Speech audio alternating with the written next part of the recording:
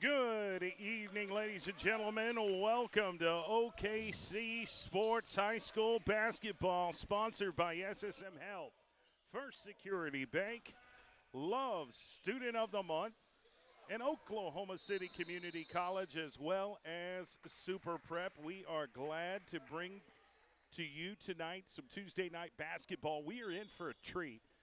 We've got the Heritage Hall Chargers taking on the Douglas Trojans and the Trojettes. We've got the JV game going on right now. We're about 22 seconds away from the end of this JV game, and then we'll have the varsity girls game here following. I am your play-by-play announcer, Jay Swick, alongside basketball analyst Dylan Tribble.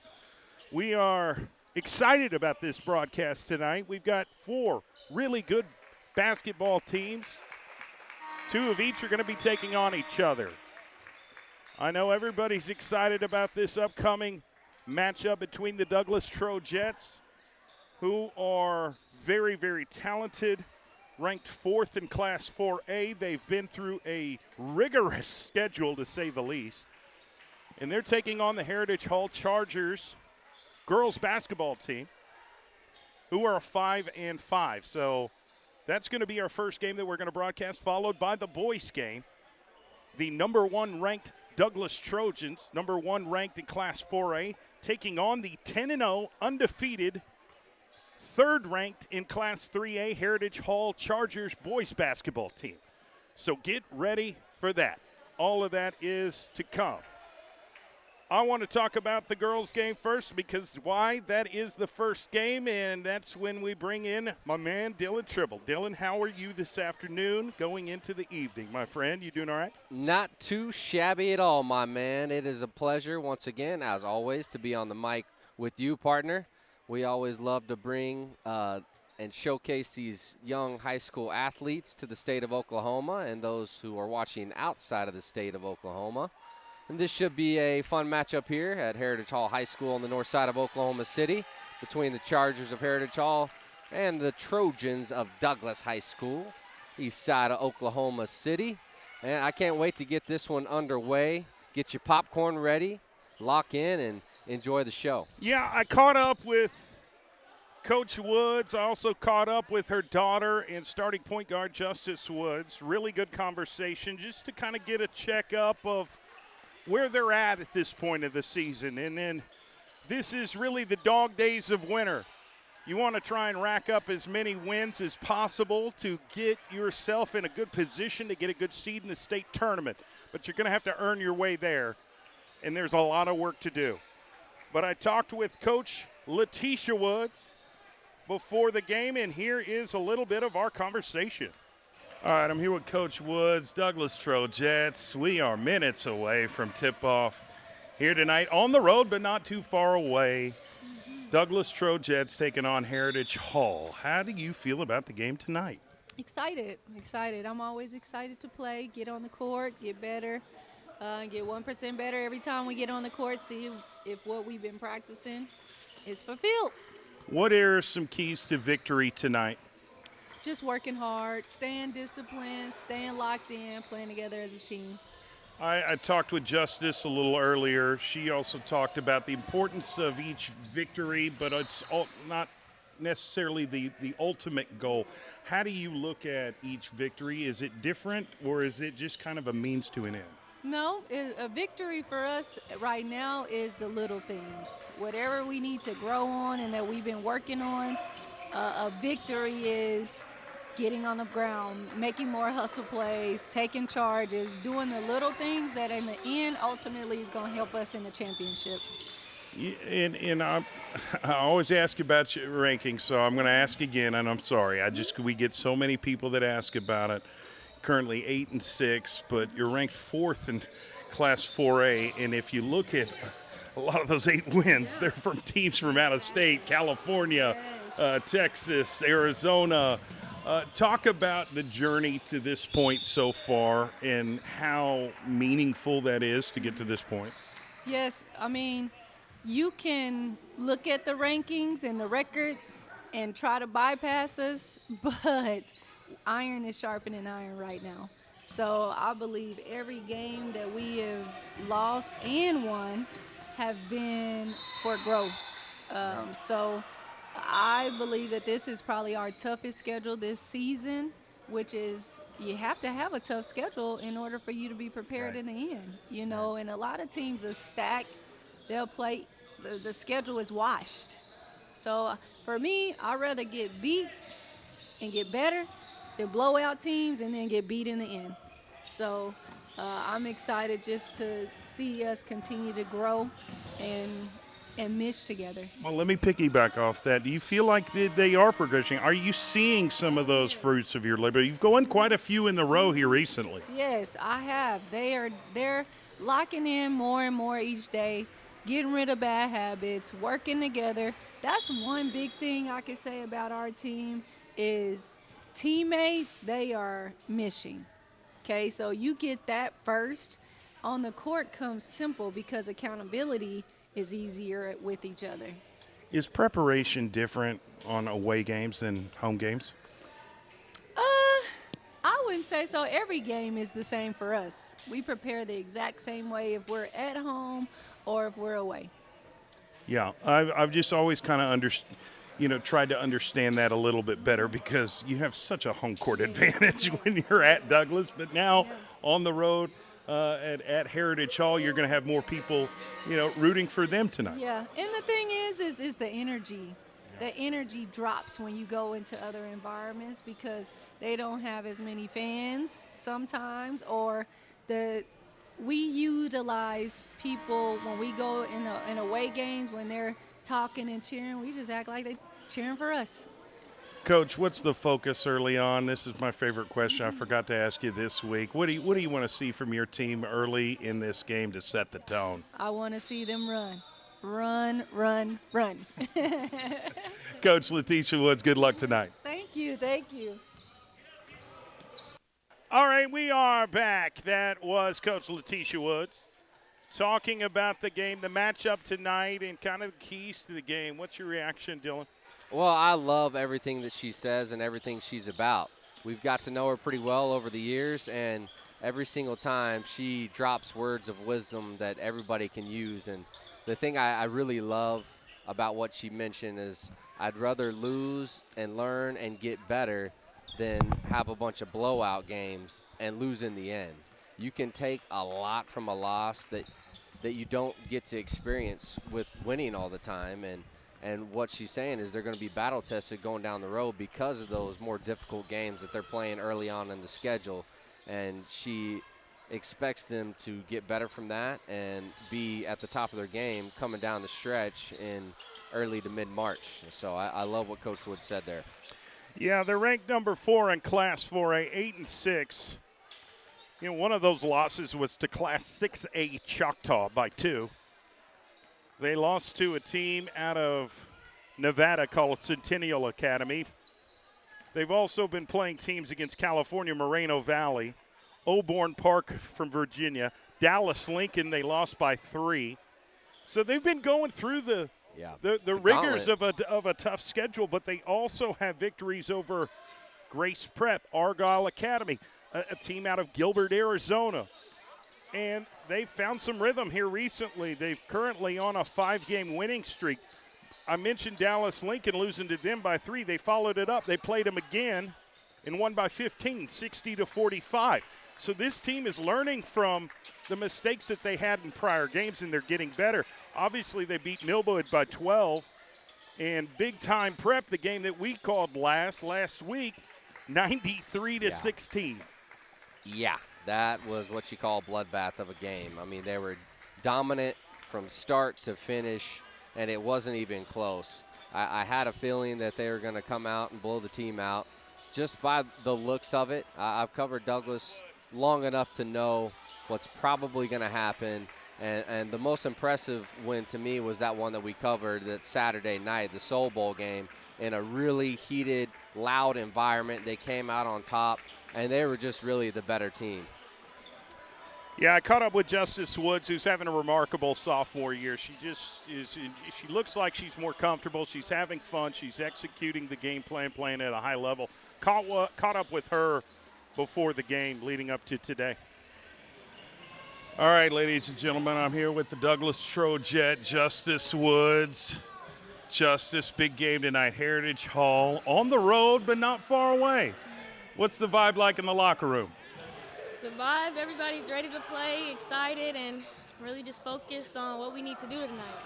What is something that you guys are really trying to accomplish? Is there a specific focus on rebounding tonight? Maybe it's taking care of the basketball or getting an early start. What do you want to see from your teammates tonight as well as you?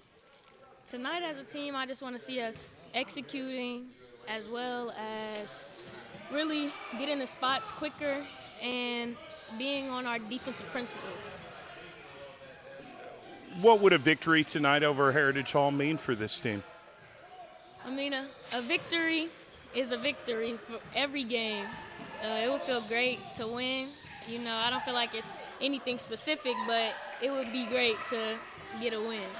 It just seems like you're enjoying your sophomore season. You're playing more freely. You know, you've had more experience. You've had some time to grow.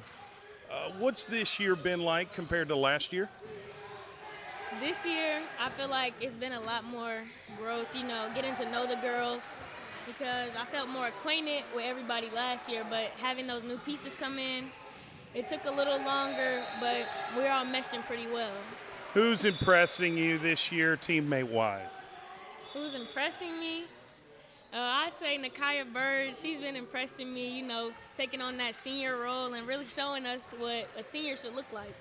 Yeah, Nakiah is just a pivotal part of this team and this program, has been for a long time. Got to ask you, because you're in a unique situation, because I talk to Coach Woods all the time, but Coach Woods is obviously your coach, but she's also your mom. What's that dynamic like? I've had people ask me that. I feel like it's great, you know, being able to be on the same floor as my mom and just her giving me the knowledge on and off the court, and just nobody can push you more than your parents. So That's exactly right. And you've also got, I guess we could call her assistant, Kendra Gillespie, who's former Division I basketball player, just tremendous talent, works with this team exclusively. What's it like having your big sister as an assistant coach? it's definitely different, you know. They're pushing me from all angles, you know, making sure I'm doing what I'm supposed to and being the teammate that I need to be, but also the player I need to be. I'm excited to see what tonight brings, and then, of course, you've got the rest of the season. So right now, status quo, Douglas Trojets are headed in the right direction? You feel like you're taking the right steps to get where you want to go? Yes. I feel like in the end it's all going to pay out for us. Justice Woods, ladies and gentlemen, thank you very much. Good luck tonight. Thank you. Thank you. All right, Dylan, what's your reaction to Justice Woods' comments? Well, for such a young lady, she's very well spoken. She's highly intelligent. You can tell she has a high basketball IQ. Talked about execution and just the small details. And going into a game like this, you have to stay locked in. You can't let your foot off the gas because Heritage Hall has always been a good program in basketball and all over as far as athletics go. So they're locked in. They're focused at the task at hand. They know what's at stake, and they know they're in enemy territory. They're not going to let it affect them. It's just, another game to them, and I expect big things from Justice Woods and also Nakia Burge tonight. Really, the whole Trojets basketball I team. do too, and we talk keys to the game. I think this team really just kind of operates off of what Nakia Burge does on the floor. She's such an integral part of this team, not only just as a playmaker, but as a leadership role.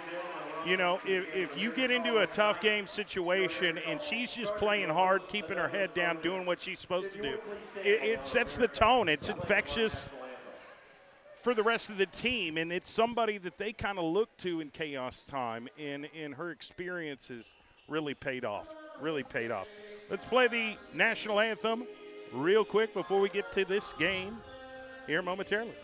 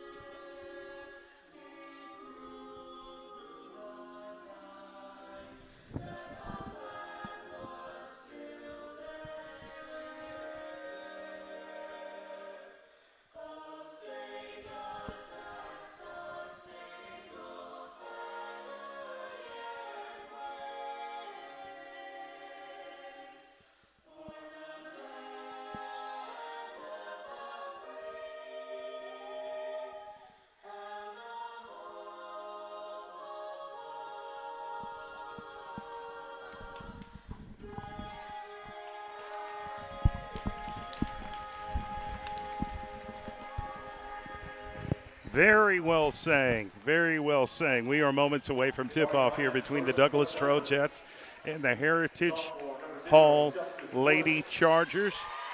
Heritage Hall is 5-5, currently on a 2-game winning streak. They just beat Cushing and Perry pretty well. They also had a tough, close game against Tuttle, and that's a pretty good program. So don't underestimate these Heritage Hall Lady Chargers. But I think it is safe to say the Douglas Trojets are the favorite tonight. We'll see what happens. Yeah, I would agree with you on that, but you never know what happens until the ball is tipped, until the clock says 0-0-0. That's why we cover the game. That's why these athletes play the game. Should be a fun one nonetheless. You got the starting lineup for the Trojets out of Douglas. Number 0, Justice Woods. Number 4, Ilea Combs. Number 10, Anisha Crawford. Number 12, Nakia Burge. And number 24, Dariana Gates. That's your starting 5 for the visiting team out of Douglas High School. Starting 5 for the Heritage Hall Lady Chargers. By the way, their head coach, Olivia Nixon, talking to her team right now. Number 4, Lainey Venables. Number 5, Livy Lemon. Number 11, Sloan Travis. Number 10, Anna Walker. And 00, Sophia Leclerc. It's going to be your starting lineup for the Heritage Hall Chargers. But this is going to be a really tough matchup for them because of the speed and the strength and the agility and the well-ran basketball team that this Douglas Trojan team is. That's all I can say. It will be interesting. Now, are those Coach Venables of OU's daughters? I have no idea. Okay. I have no idea. Just taking a random guess. No clue. No clue. I could be wrong or I could be right. I do recognize the name Venables, but I would say there's probably a strong possibility, but I don't know for certain, so I'm not gonna say. Couple of players that I am interested in seeing is just obviously Nakia Burge and Justice Woods, but I want to see some of those other playmakers that have really gotten their experiences this year. Players like Camille Mason, Anisha Crawford has been a staple. Aaliyah Combs has done really well. Chloe Smith has fit into this team. Dariana Gates. And then, of course, Dariana Gates, who's just made significant strides from last year to this year. She's really made a huge, important, Word on the street commitment is to she this can team. dunk. I've heard Dariana Gates can dunk, and that's Really? why she's jumping for the tip ball. Here All we right, go. well, we will see, and we're going to see this thing get going right now. All right, here we go. Douglas wins the tip. It's Crawford to bring it up for the Trojettes. She'll set up the offense. Goes to Justice Woods in the corner. Back to the wing to Nakia Burge, and they get to Dariana Gates and stolen by Heritage Hall. So they're pushing the ball up the court. Addie Venables, number 15, passed to 0, which is Sophia Leclerc, and she is good for 2 points on the block. Yeah, Heritage Hall up 2, and here's Nakia Burge with the jumper, no good. Rebounded Heritage Hall. They're going to get the ball right back and run their half-court set. Anna Walker with the basketball goes left to Leclerc, who's guarded by Crawford. Crawford stepping up, not afraid to defend. Goes right to number 10, Anna Walker. Dariana's right there. High post to Venables, puts up the jump shot, got it. Yeah, up beautifully 4-0. ran play. Venables just finds her spot on the elbow, gets it to go. Here comes the Trojettes. Combs in the corner to Gates. Gates goes up top, almost knocked down. Here's Crawford off the glass, no good, and Gates is getting the rebound, and there is a jump ball. A little bit of hesitation with these Trojettes right now. They need to pick up the strength. Yeah, it's like they got the first quarter jitters to start this game. They just got to settle down and play their game. I'm used to seeing them be a little bit more aggressive, but I think that will come. Here's Aaliyah Combs, steps up. Now Justice Woods will step up on number 11, Sloan Travis. Throws it over to 15, Addie Venables. Addie dribbling, loses control, stolen by Nakia. Here come the Trojettes, driving, fakes the pass, puts up the layup, it's good. That was so nasty. She hit him with a fake pass and then goes outside the defender with the right hand for 2 points.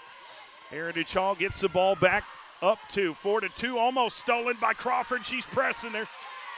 Leclerc's trying to hang on the basketball, trips. Yeah, I think they're going to call a tripping foul on Crawford. That is exactly what's going down. So 4-2, Heritage Hall up, and the Chargers have the basketball. And they're going to inbound it to number 10, Anna Walker. Walker stepping out, needs help. Goes right to Venables. This time Lainey Venables. Ball gets thrown, stolen by Justice Woods, and she steps out of bounds. Ran out of real estate over there. Yeah, multiple players ran out of real estate. Heritage Hall, I don't know how they kept that alive. Looked like Justice Woods was going to come up with the steal, but she didn't see where her feet were at. So it will remain with the Chargers. They inbound it on the baseline. Puts up the shot right underneath, and Nakia Burge. I can't believe she got the shot off. Chargers up 6-2 on the Douglas Trojettes. Right to Combs, penetrates, jump shot, can't get it to fall, rebounded Walker. Heritage Hall is in control in this first part of this game. Almost got called for the walk. Bad pass, recovered by Dariana Gates. Loses control, Justice Woods regains it. Drives, off the glass, can't get it to fall. Rebounded Walker, fires over to Venables. Addie trying to take it coast to coast, can't get it to go. Fighting for the rebound, it's Heritage Hall, kicks it out to Walker for 3. Off the glass, no good. Fighting for the rebound, Heritage Hall comes up again.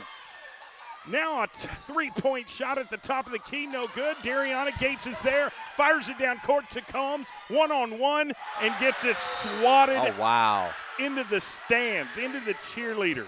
Looked like it was going to be an easy layup, and then Laney Venables comes out of nowhere for the swat out of bounds, but it will stay with the Trojettes. Crawford to inbound it. All right, from the baseline, had Combs underneath open for a moment, but you go to Nakaya Burge in those situations, and she gets it done. Yeah, too strong, too physical, too good. Nakaya Burge with 2 points. 4-6. Chargers up 2 with the basketball. Anna Walker trying to get past Gates, goes left to Sloan Travis. Travis on the right side off a cut, gets it back, goes left. Three-point shot deep, no good, goes out of bounds, and Heritage Hall tried to save it but failed. It will be Douglas Trojet basketball. Yeah, Chargers threw up a prayer right there, didn't get rim. It was an air ball, but they're still up by 2, 6-4. Trojettes are going to take a timeout. Coach Woods is going to rally the troops and try to get them settled down to lock back in on what they know best, what they do best. That's good defense and fast offense in transition. I think they need to came out a little hesitant. Well, here. yeah, a little bit timid to me. Yeah.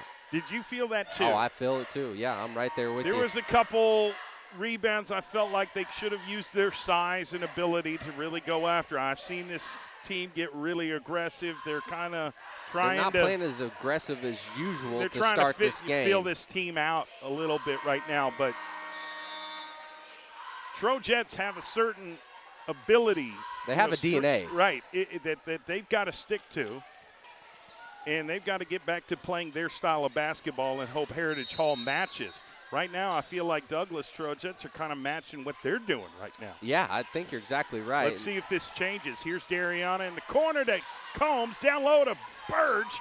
Jumper, it's good. That's what you got to do. Find Ties your it best up. player on the team. Wide open baseline J for Nakaya Now Burge. they're off to the press, too, and they're making them work for it, and it's stolen by Justice Woods. Here come the Trojettes, 3-on-3. Crossover, layup, off the glass, no good. Cleaned it up. Nakaya Burge again. Yeah, she's got 6 points in a row for the Trojettes to take the lead 8-6. Here come the Chargers. Trapper, half court. Needs help. Loose ball. Foul on the play. Or is that out of bounds? Timeout. Smart timeout by Coach Olivia Nixon. Yeah, no doubt about Who could see it. where that was going. Felt the momentum You get shift. trapped at that moment. This is a tough situation to be in. Safe to say the timeout for the Trojettes worked. It's like they heard what we were saying. They came out, answered the call. They played Trojettes basketball. We're all over them on defense in transition, and then Nakaya Burge with 6 points in a row to give her team the lead. Now we'll see what kind of adjustments Heritage Hall comes out with after their timeout. Douglas had them in trouble with that trap defense over here right in front of us. We'll see what they can do now after the timeout. Try to come up with a good set to get some open shooters. Score is 6-8, 3:46 left on the clock. All right. And we've got a quick whistle.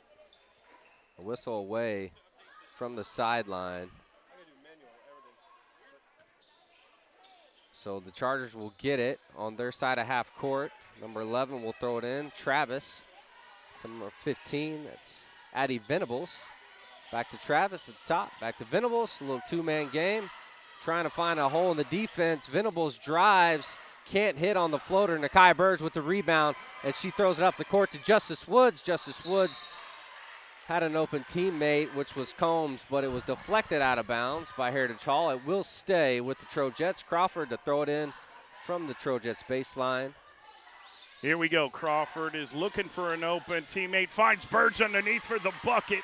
Feed the monster. Nakaya Burge is having her way down low on the block. And Douglas has stifled their defense.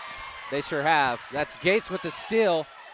Now goes right. Three-point shot by Burge off the rim. Fighting for it. It's Justice Woods who goes right back to Burge. Down low, wide open. Aaliyah Combs misses it but gets her own rebound. Put back and one. Why Why get 2 when you can get 3? Exactly. It's like Combs missed the first one on purpose. Rebounds her own miss, goes back up with the shot, makes it, gets fouled. Now she's got a free throw. 12-6 Trojets. Once they came out of that timeout by Coach Woods, they have just been lights out. Chance to make it 13. This is something I really want to see they do. him improve on, is from the pinstripe. Back on press, defense right to Justice Woods. Turnaround jumper, gets the shooter's roll. Now the Trojets are cooking a little bit, Dylan. Yeah, full court press is giving Heritage Hall all types of problems. Gets it to Venables on the right side to Laney. Laney tries to put up the shot, does no good. Rebounded Trojets. They got Woods. And they find Woods on a breakaway layup. These girls are too fast. Yeah, Woods just makes it look so easy. That's poetry in motion by her. Now they've stepped up the intensity and the speed. Kicks it to nobody, but luckily Addie Venables gets the ball back. Yeah, in the corner trying to get past Gates. They're going to call a foul on. I think it's going to be an offensive foul, on push Heritage off Hall. on Heritage Hall. So it goes to the Trojets. It'll be Justice Woods to bring it up. Agent Zero. 17-6. Nice little run here. Yeah, really big run out of that 14 timeout. run, The 14-0 timeout changed run, everything. right? Yeah. Oh, yeah. All Here led by comes Nakia Anisha Burge. Crawford. Goes right to Justice. Justice now makes a move. Baseline jumper. Draws the foul. She'll go to the line for 2. Tough shot by her. She could feel the defender on her hip. Defender tries to go for the block. Justice smartly plays that to her favor. Draws the contact and the foul. She's at the charity stripe for 2 shots. Douglas Trojans have arrived here to the gym. They'll be playing after this game is concluded. First free throw by Justice Woods is good. Coming into the game is Camille Mason. Gonna put Anisha Crawford on the bench to take a breather. Here's Justice, misses the free throw, and a fight for a rebound off the foot of Out of bounds Heritage on Hall. Emerson Callahan. Combs smartly bounced it off the leg of the Charger player. Mason, right back to Justice, corner 3. Got it. What a nice looking it. corner 3. No hesitation. Justice just lets it fly, and it's Oh! good. Camille to Burge in the bucket there. Look at Camille Mason making plays for her team, and then they're capitalizing on turnovers. Justice gets it back there, throws it to Burge at the free throw line, can't get the shooter's roll, rebounded, Heritage Hall. They are really They are struggling with this press. And oh, that look at is that trap stolen by defense. Aaliyah Combs, left hand, it's good. That's what you 25 call to 6. defense to offense. Aaliyah Combs does it all. 22-point run by the Douglas Trojets, and they're just getting steal after steal after steal right now. Dariana to the right side. Camille Mason, three-point shot, no good. Fighting for a rebound. It's Burge, puts it up, draws the foul. She's just Going so to the tough. line. Nakia Burge is so tough on the offensive glass and the defensive glass. You better believe she's going to battle and make the other team try to earn every single rebound. She gets the offensive board that time and goes up, gets the foul call. 2 shots for Burge.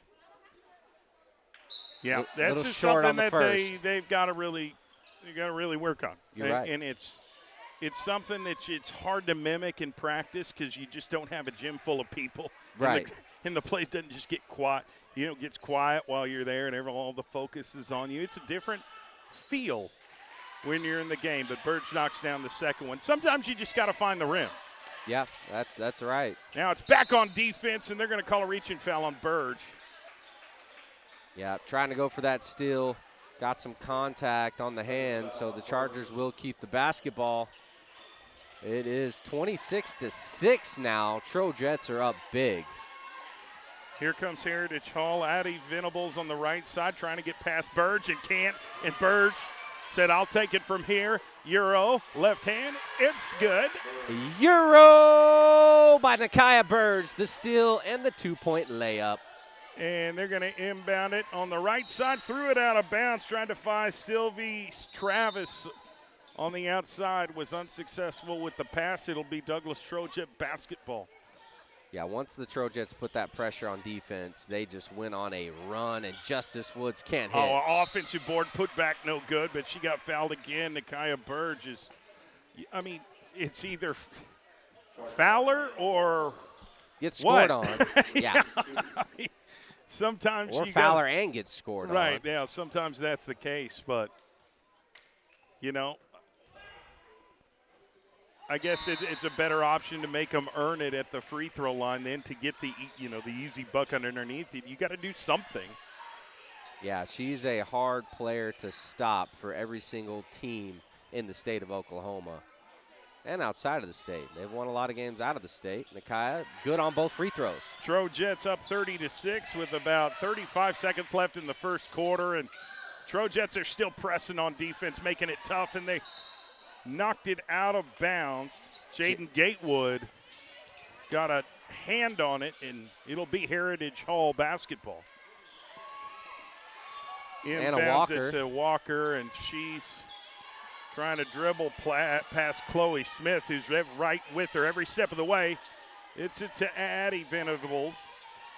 Now to Walker, Euro step, puts up the shot. They're going to call a blocking foul. I think that's going to be on Aaliyah Combs. Yep. She was sliding to the left. The feet weren't quite set. So well, they're going to call shots. it on Gatewood, Jaden Gatewood. Anna Walker at the free throw line. Also, Coach Woods is really coaching up Chloe Smith right there. Walker's Heritage no Hall good on the first. Misses and have another attempt, but boy, it was kind of a slow start by Douglas. We recognized it, but they adjusted just fine. Okay, Walker misses both. They're going to call a foul on Camille Mason, I think. Or? Lane violation. So lane violation, so she'll shoot, get another shot here. We haven't seen Heritage Hall get a bucket Dixon to fall since early on in this game. Dixon's in the game for Nakia Burge. 11.8 seconds left in the first quarter. Shot is missed. Rebounded Combs. Got to get a shot off. 9 seconds. They're already down there. Chloe Smith gets double teamed. Fires it over to Mason for three. No good. Rebounded Heritage Hall, and that's the end of the first quarter. Trojets up 24 points, 30-6. Reaction to your first quarter?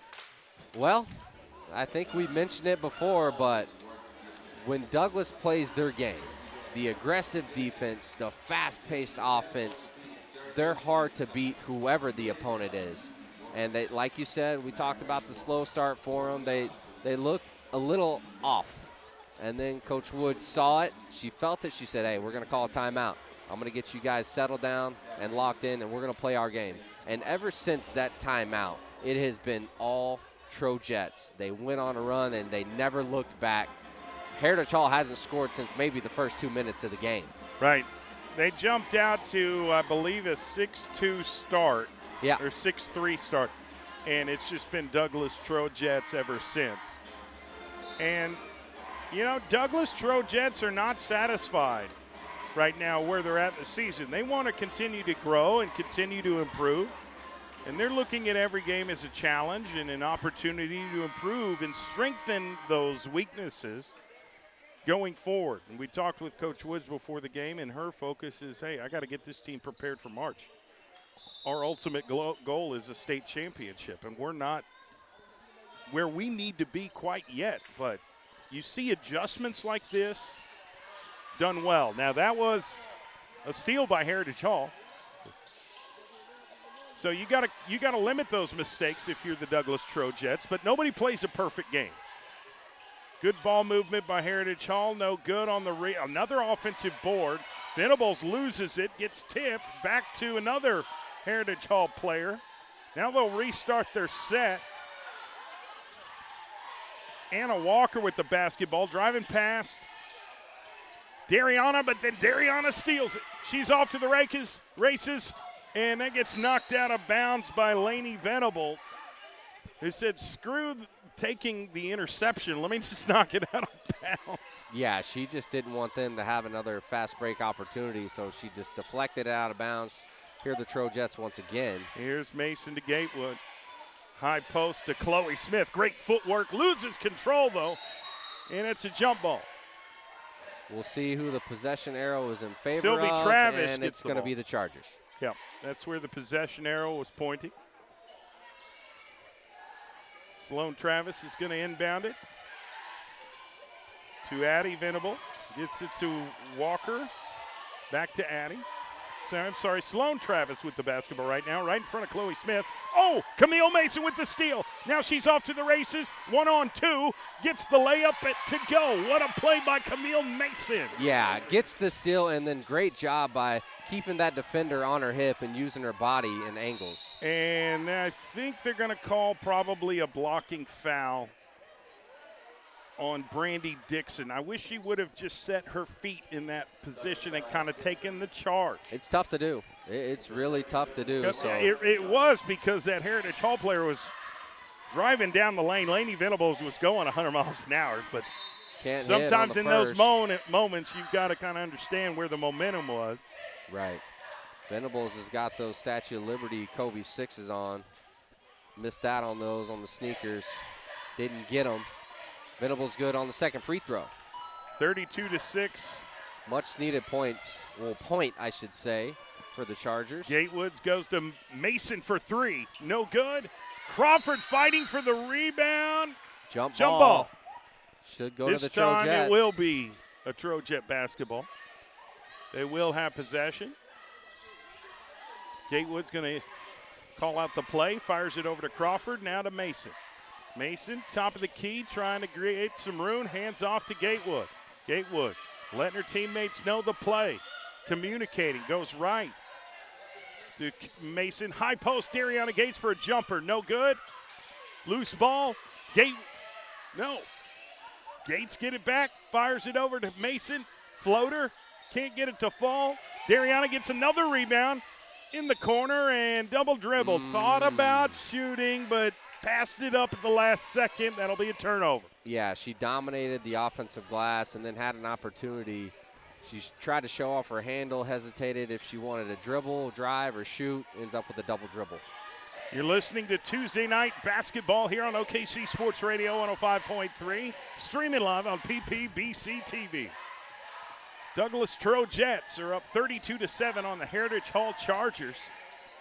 Girls game. It's knocked back to Heritage Hall. They have possession, almost stolen by Gates. They fire it in the corner, fakes right, goes left, puts up a left-handed jumper, draws the foul. Yep, a and lot of Anna contact. Walker's going to the free throw line. It's going to be Crawford with the hack. So Anna Walker has an opportunity to try to come up with some points that have been very difficult for the Chargers to get.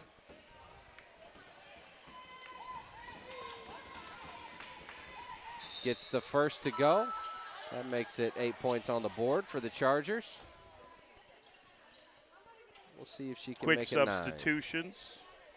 Justice Randy Woods back in along Dixon with Nakai Burge. having a water break real quick. Dariana Gates is going to inbound it from the baseline. Trojets up 32-9 with about 5.5 left in the second quarter. Crawford calling out the play. Top of the key right there at the logo. Goes right to Gates, fakes the shot, goes back to Crawford. High post to Woods. Left side, Crawford. Three-point shot, no good. Rebounded. Who's coming up with it? Jump ball. That will be Heritage Hall basketball. Yeah, it looked like Travis was going to have it, and then Nakai Burge comes out of nowhere, gets her hands on it to force the jump ball, but it does go to Heritage Hall. Camille Mason coming out, and Leah Combs coming in. Trying to press. Heritage Hall gets through it. Goes right to Venables. Addie, no, I'm sorry, that's Sloan Travis, number 11. Gives it to Anna Walker, number 10, trying to find her teammate, Lainey Venables. They go to high post to Livy. Great ball movement. Shot is no good. Elia Combs with the basketball. Turn around and run. Just fast break after fast break here for the Douglas Trojets. Deflected out of bounds by Anna Walker. Justice will inbound from the sideline here. Gets it into Crawford. Left side to Burge. Burge down low. Combs splits the double team. No, that's Dariana Gates. Dariana Gates split the defense with that cut to the basket and showed off her touch in between the defenders to make it 34-9 Trojets. Here we go. Lainey Venables gets it stolen by Justice Woods. Justice working. Tried to make the extra pass to Dariana. Gets it stolen by Lainey Venables. Lainey on the right side. What shoes is she rocking? She's got the Kobe 6 Statue of Liberties on. Oh, okay. Can't hit on that floater. Burge, rebound, fires it over the right side to Woods for a jumper. No good. Lainey gets the rebound. Kind of a 4-on-3, and then stolen by Nakia Burge on a fast break. Left hand, it's good. Yeah, wide open spaces for Nakia Burge, showing off her burst of speed. And then she finishes with the left hand fillet. Quick timeout here with 3 minutes, 38 seconds left in the second quarter. Stay tuned for our SSM Health halftime show. Sometimes players need the services of sports medicine specialists, and SSM Health hospitals have a great team of providers to get them healthy and back out on the playing field or the court. Trust them to get your player back in the game 100% healthy, and we thank SSM Health not only for sponsoring our broadcast. We need their sponsorship, but everything that they do for all of their patients. They've done a tremendous job of just healing people, and that is a big part of the world today. Dylan, when I'm sick, I need to be healed. Yeah, don't we all? When I'm getting injured, I need to be healed. And SSM Health is the one for you. They do a great job. Absolutely. And they are our halftime sponsor. So we'll hopefully do some interviews, see if we can't steal away a player or two. We will most certainly interview some of the Douglas Trojet basketball players who are playing in this game right now. Halftime of the boys game this evening. So stay tuned for that. Stolen by Justice Woods. 3-on-2. She may go all the way. Layup no good. Burge is there to clean it all up. Said, I got you, Justice. She does that so often. Catches the rebound in the air and puts it back. Oh, blocked what a by block. Crawford. Fires it down to Combs. Gets the ball, but gets pushed out of Hard bounds. foul by Anna Walker. She just held Combs' arm and didn't allow her to try to get that pass off. But it was a foul on the floor. Crawford to throw it in. To Burge. Off the glass, money in the bank. Beautifully 40-9. ran inbound play. Really, really good first half here for the Douglas Trojets. After that very brief an instant slow start, it's back to work as usual. Yeah, it sure is. A little miscommunication right there between Nakia and Justice. Out of bounds, and it goes to the Chargers. 49 is the score. Trojets on top. Sloan Travis on the right side to her teammate. Deep three by Leclerc and got it to go. Sophia Leclerc needed that for the Chargers. They've been dying for a basket, and here's Justice Woods for a three-point shot. No good. It was saved by Combs, but threw it into Heritage Hall, and now they're moving the basketball. Here's Walker, thought about the three down low to Venables off the glass, no good. Nakia Burge got the rebound, but is getting it knocked away. Now she goes to Dariana Gates on the left side, now to Justice Woods. And Combs off the glass, no good. Fighting for the offensive board, doesn't get it. Missed opportunity by the Trojets on that play. Now it's going to be a foul on the Trojets. I think that was Combs. Frustration foul right there after she misses the layup on the other end. So it will stay with the Chargers under their own basket. Sloan Travis to throw it in. Try to get something off of this inbounds play.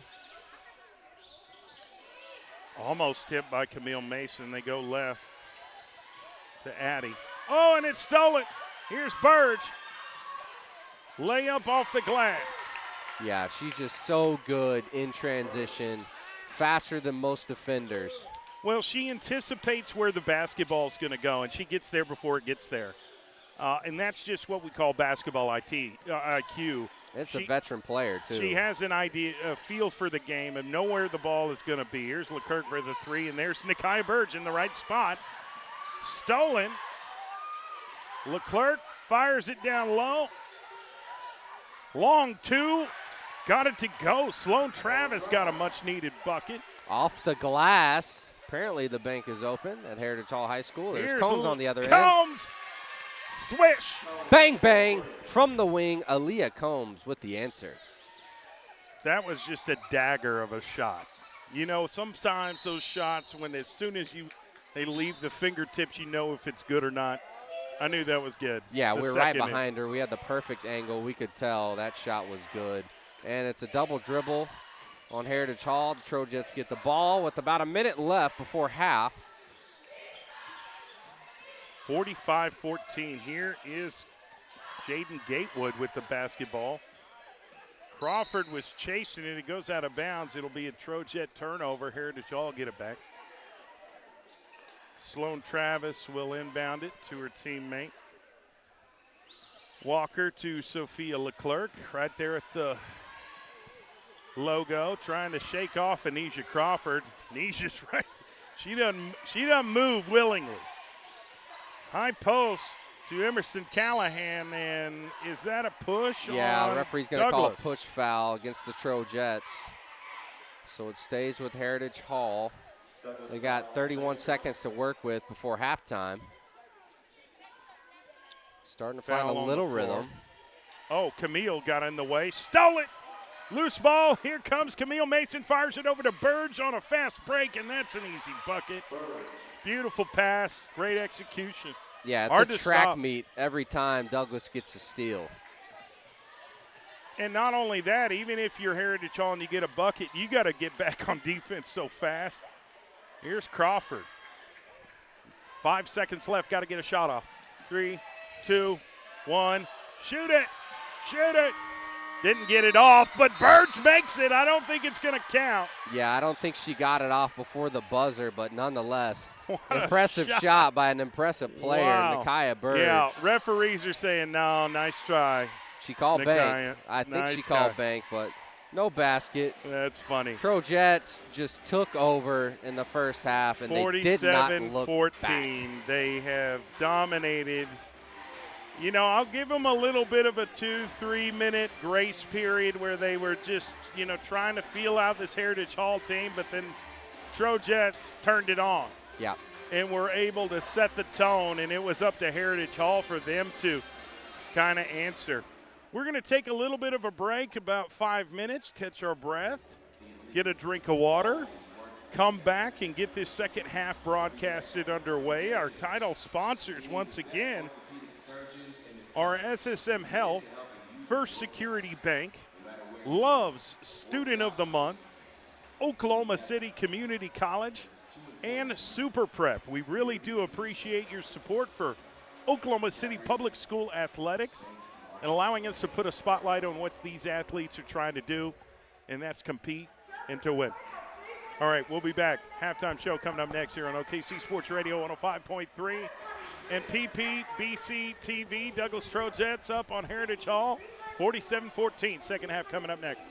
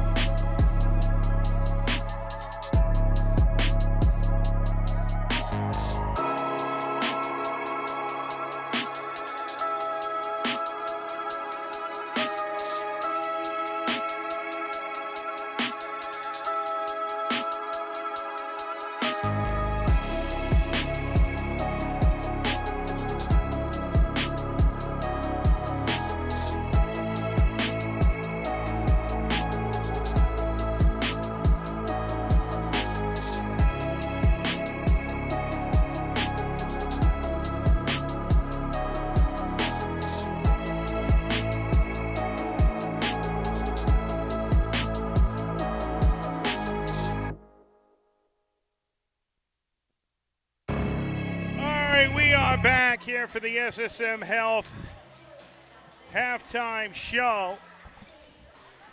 Again, sometimes players need the services of sports medicine specialists at SSM Health Hospitals.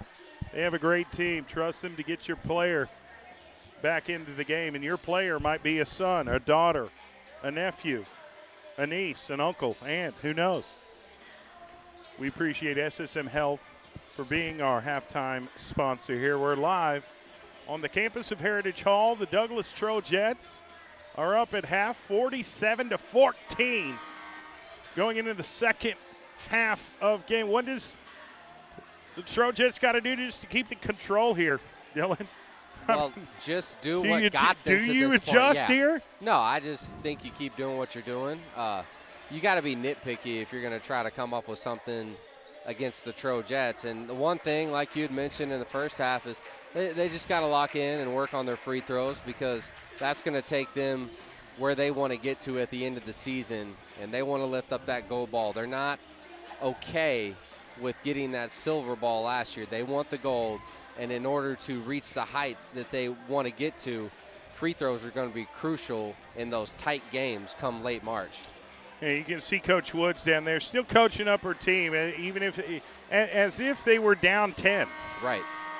You know, up 37 or whatever the math. I'm horrible at math, by the way. 47-14 is the score. But whether you got a big lead or small lead, she wants to, create a standard. Yeah, keep here their foot for the on the Douglas gas. Trojets and allow them to continue to play at a high level no matter what the score is. Just take it possession by possession. I think you've got a talented leader with Nakia Burge, who really does a great job of not really looking at the score unless you have to. In tight games, you kind of need to know what the situation is. But in situations like this where you're up a bunch or maybe you're down a bunch, it's just about playing each possession as its own individual game in a sense.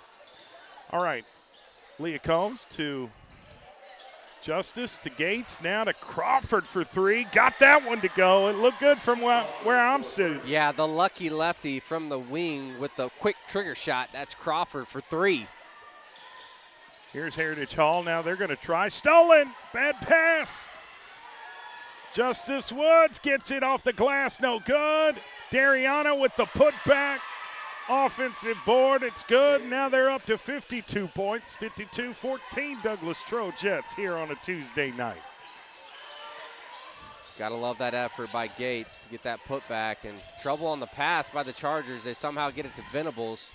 Venables fires in the corner, three-point shot, no good. Rebounded Justice, who fires it to Burge, and she got it.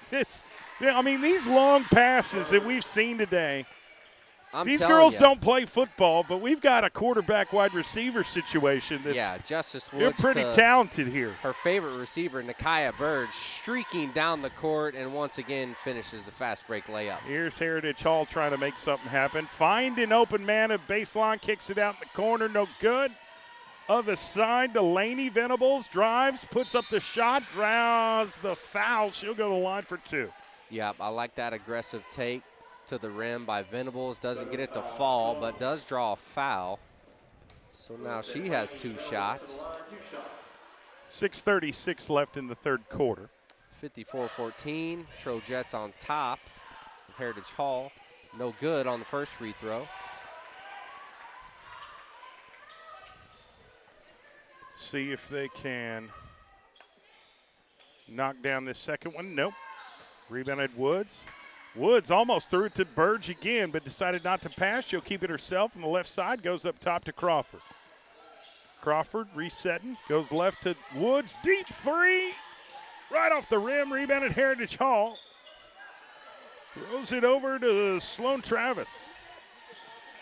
Sloan to Walker. Walker's going to take the three-point shot, no good. Offensive board, putback is no good because why? It's blocked. Aaliyah Combs. Aaliyah Combs with the behind. Swatted. Came from behind, just swatted it out of bounds like you mentioned. Great positioning. Now they're going to try and get the rebound, loose ball, and they're going to call a foul. Maybe a loose ball foul on Nakia Burge. I think you're right. Yep, it is going to be on Nakia Burge. That's the second offensive rebound on this possession for Heritage Hall. Just trying to come up with some points. They had a few open looks. The shots just rimmed out. And that time it's out of bounds on 15. Addie Venables off her feet. So it goes right back to the Trojets. Justice going to embed it in Aisha Crawford. Crawford bringing it up right there at the logo. Goes right to Dariana. Dariana goes in the corner to Combs. Combs looking to place the throw. Goes back to Dariana. Gets tipped out of bounds. It will. No, they're going to say it was off of. I think it last touch, Dariana Gates.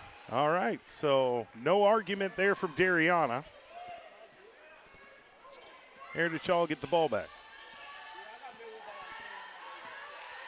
Here we go.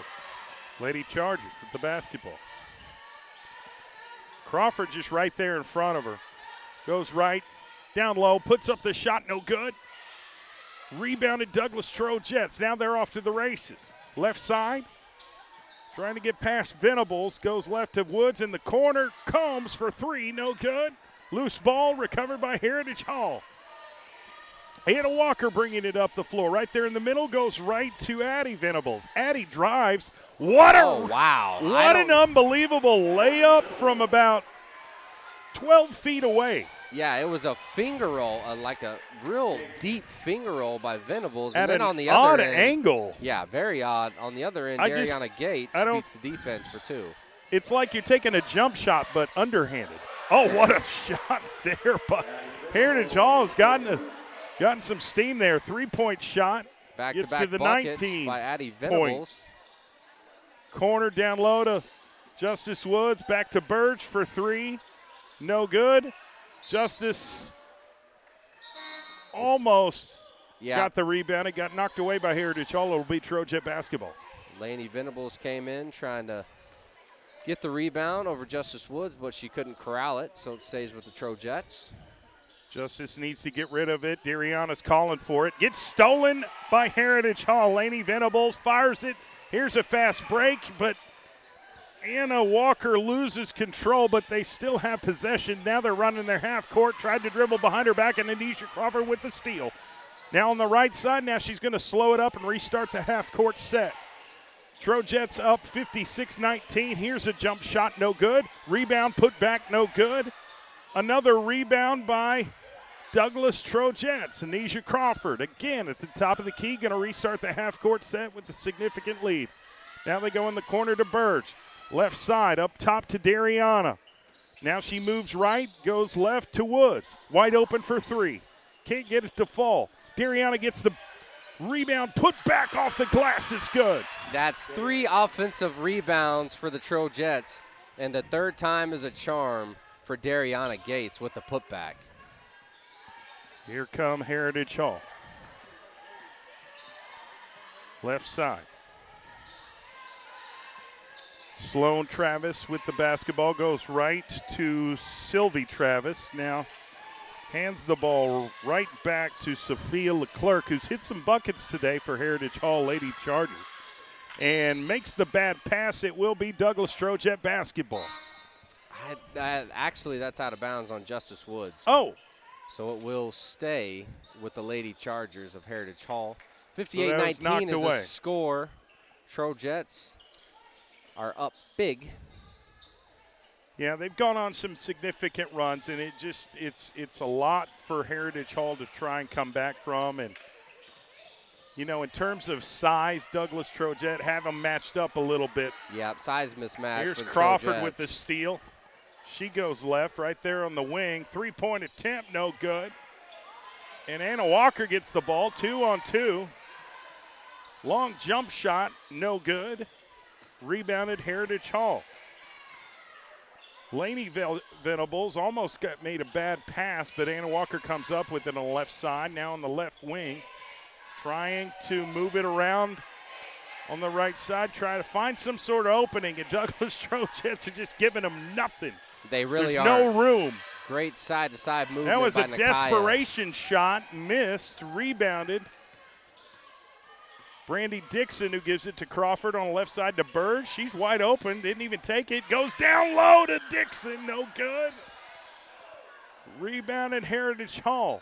Yeah, Shock Nakaya didn't pull up from 3, but she did the unselfish thing, trying to get an assist, but her teammate Yeah, couldn't she was finish. trying to get Brandy Dixon involved, and I don't blame her. I don't blame her. They double team her. Crawford gets the run. The steal, the bucket, and one. She's going to the line for a free throw. What a nice finish through contact by Crawford with her offhand. She's a left-handed player. That time she finishes at the rack with her right hand and gets fouled. So, and one opportunity for number 10, Crawford, a senior point guard on this team. Heritage Hall, mass substitutions. Neil Johnson's coming into the game. Emerson Callahan as well. Still got Anna Walker on the floor and Livy Lemon. Crawford with the left-handed free throw. Not a problem. Then she comes out of the game. Chloe Smith is in. Only starter left on the court for the Trojettes is Nakai Burge. I think Chloe Smith is going to try and make a move here. She's D'ing up on Anna Walker. They're going to call her for a reaching foul. She kind of wants to set the tone here and say, hey, I'm not battling. I know we're up 61-19, but we don't stop. Yeah, score doesn't matter. They're playing like it's a tie ball game. They never let up. That's just how they're coached by Coach Woods. Oh, almost. Did you see Almost that left foot? backcourt, yeah. Almost backcourt. Her foot hit the backcourt before she got the ball, but it was bang, bang. Reminds me of that play we saw in the state championship game. Camille Mason comes up with the steal and then loses it. It's going to be a foul by 24, Emerson Callahan. Reaching foul there. Makes me think old Tommy Boy, Callahan Auto Parts. Yeah, you kind of remind me of It's one of Chris that's Farley. my favorite comedian ever. Yeah, you kind of remind me of Chris Farley. That's okay. I'll take it as a Here's compliment. Chloe Smith off a screen from Burge. Puts up the shot, no good. Recovered by Burge. Puts up, no good. Now it's a fight for the rebound.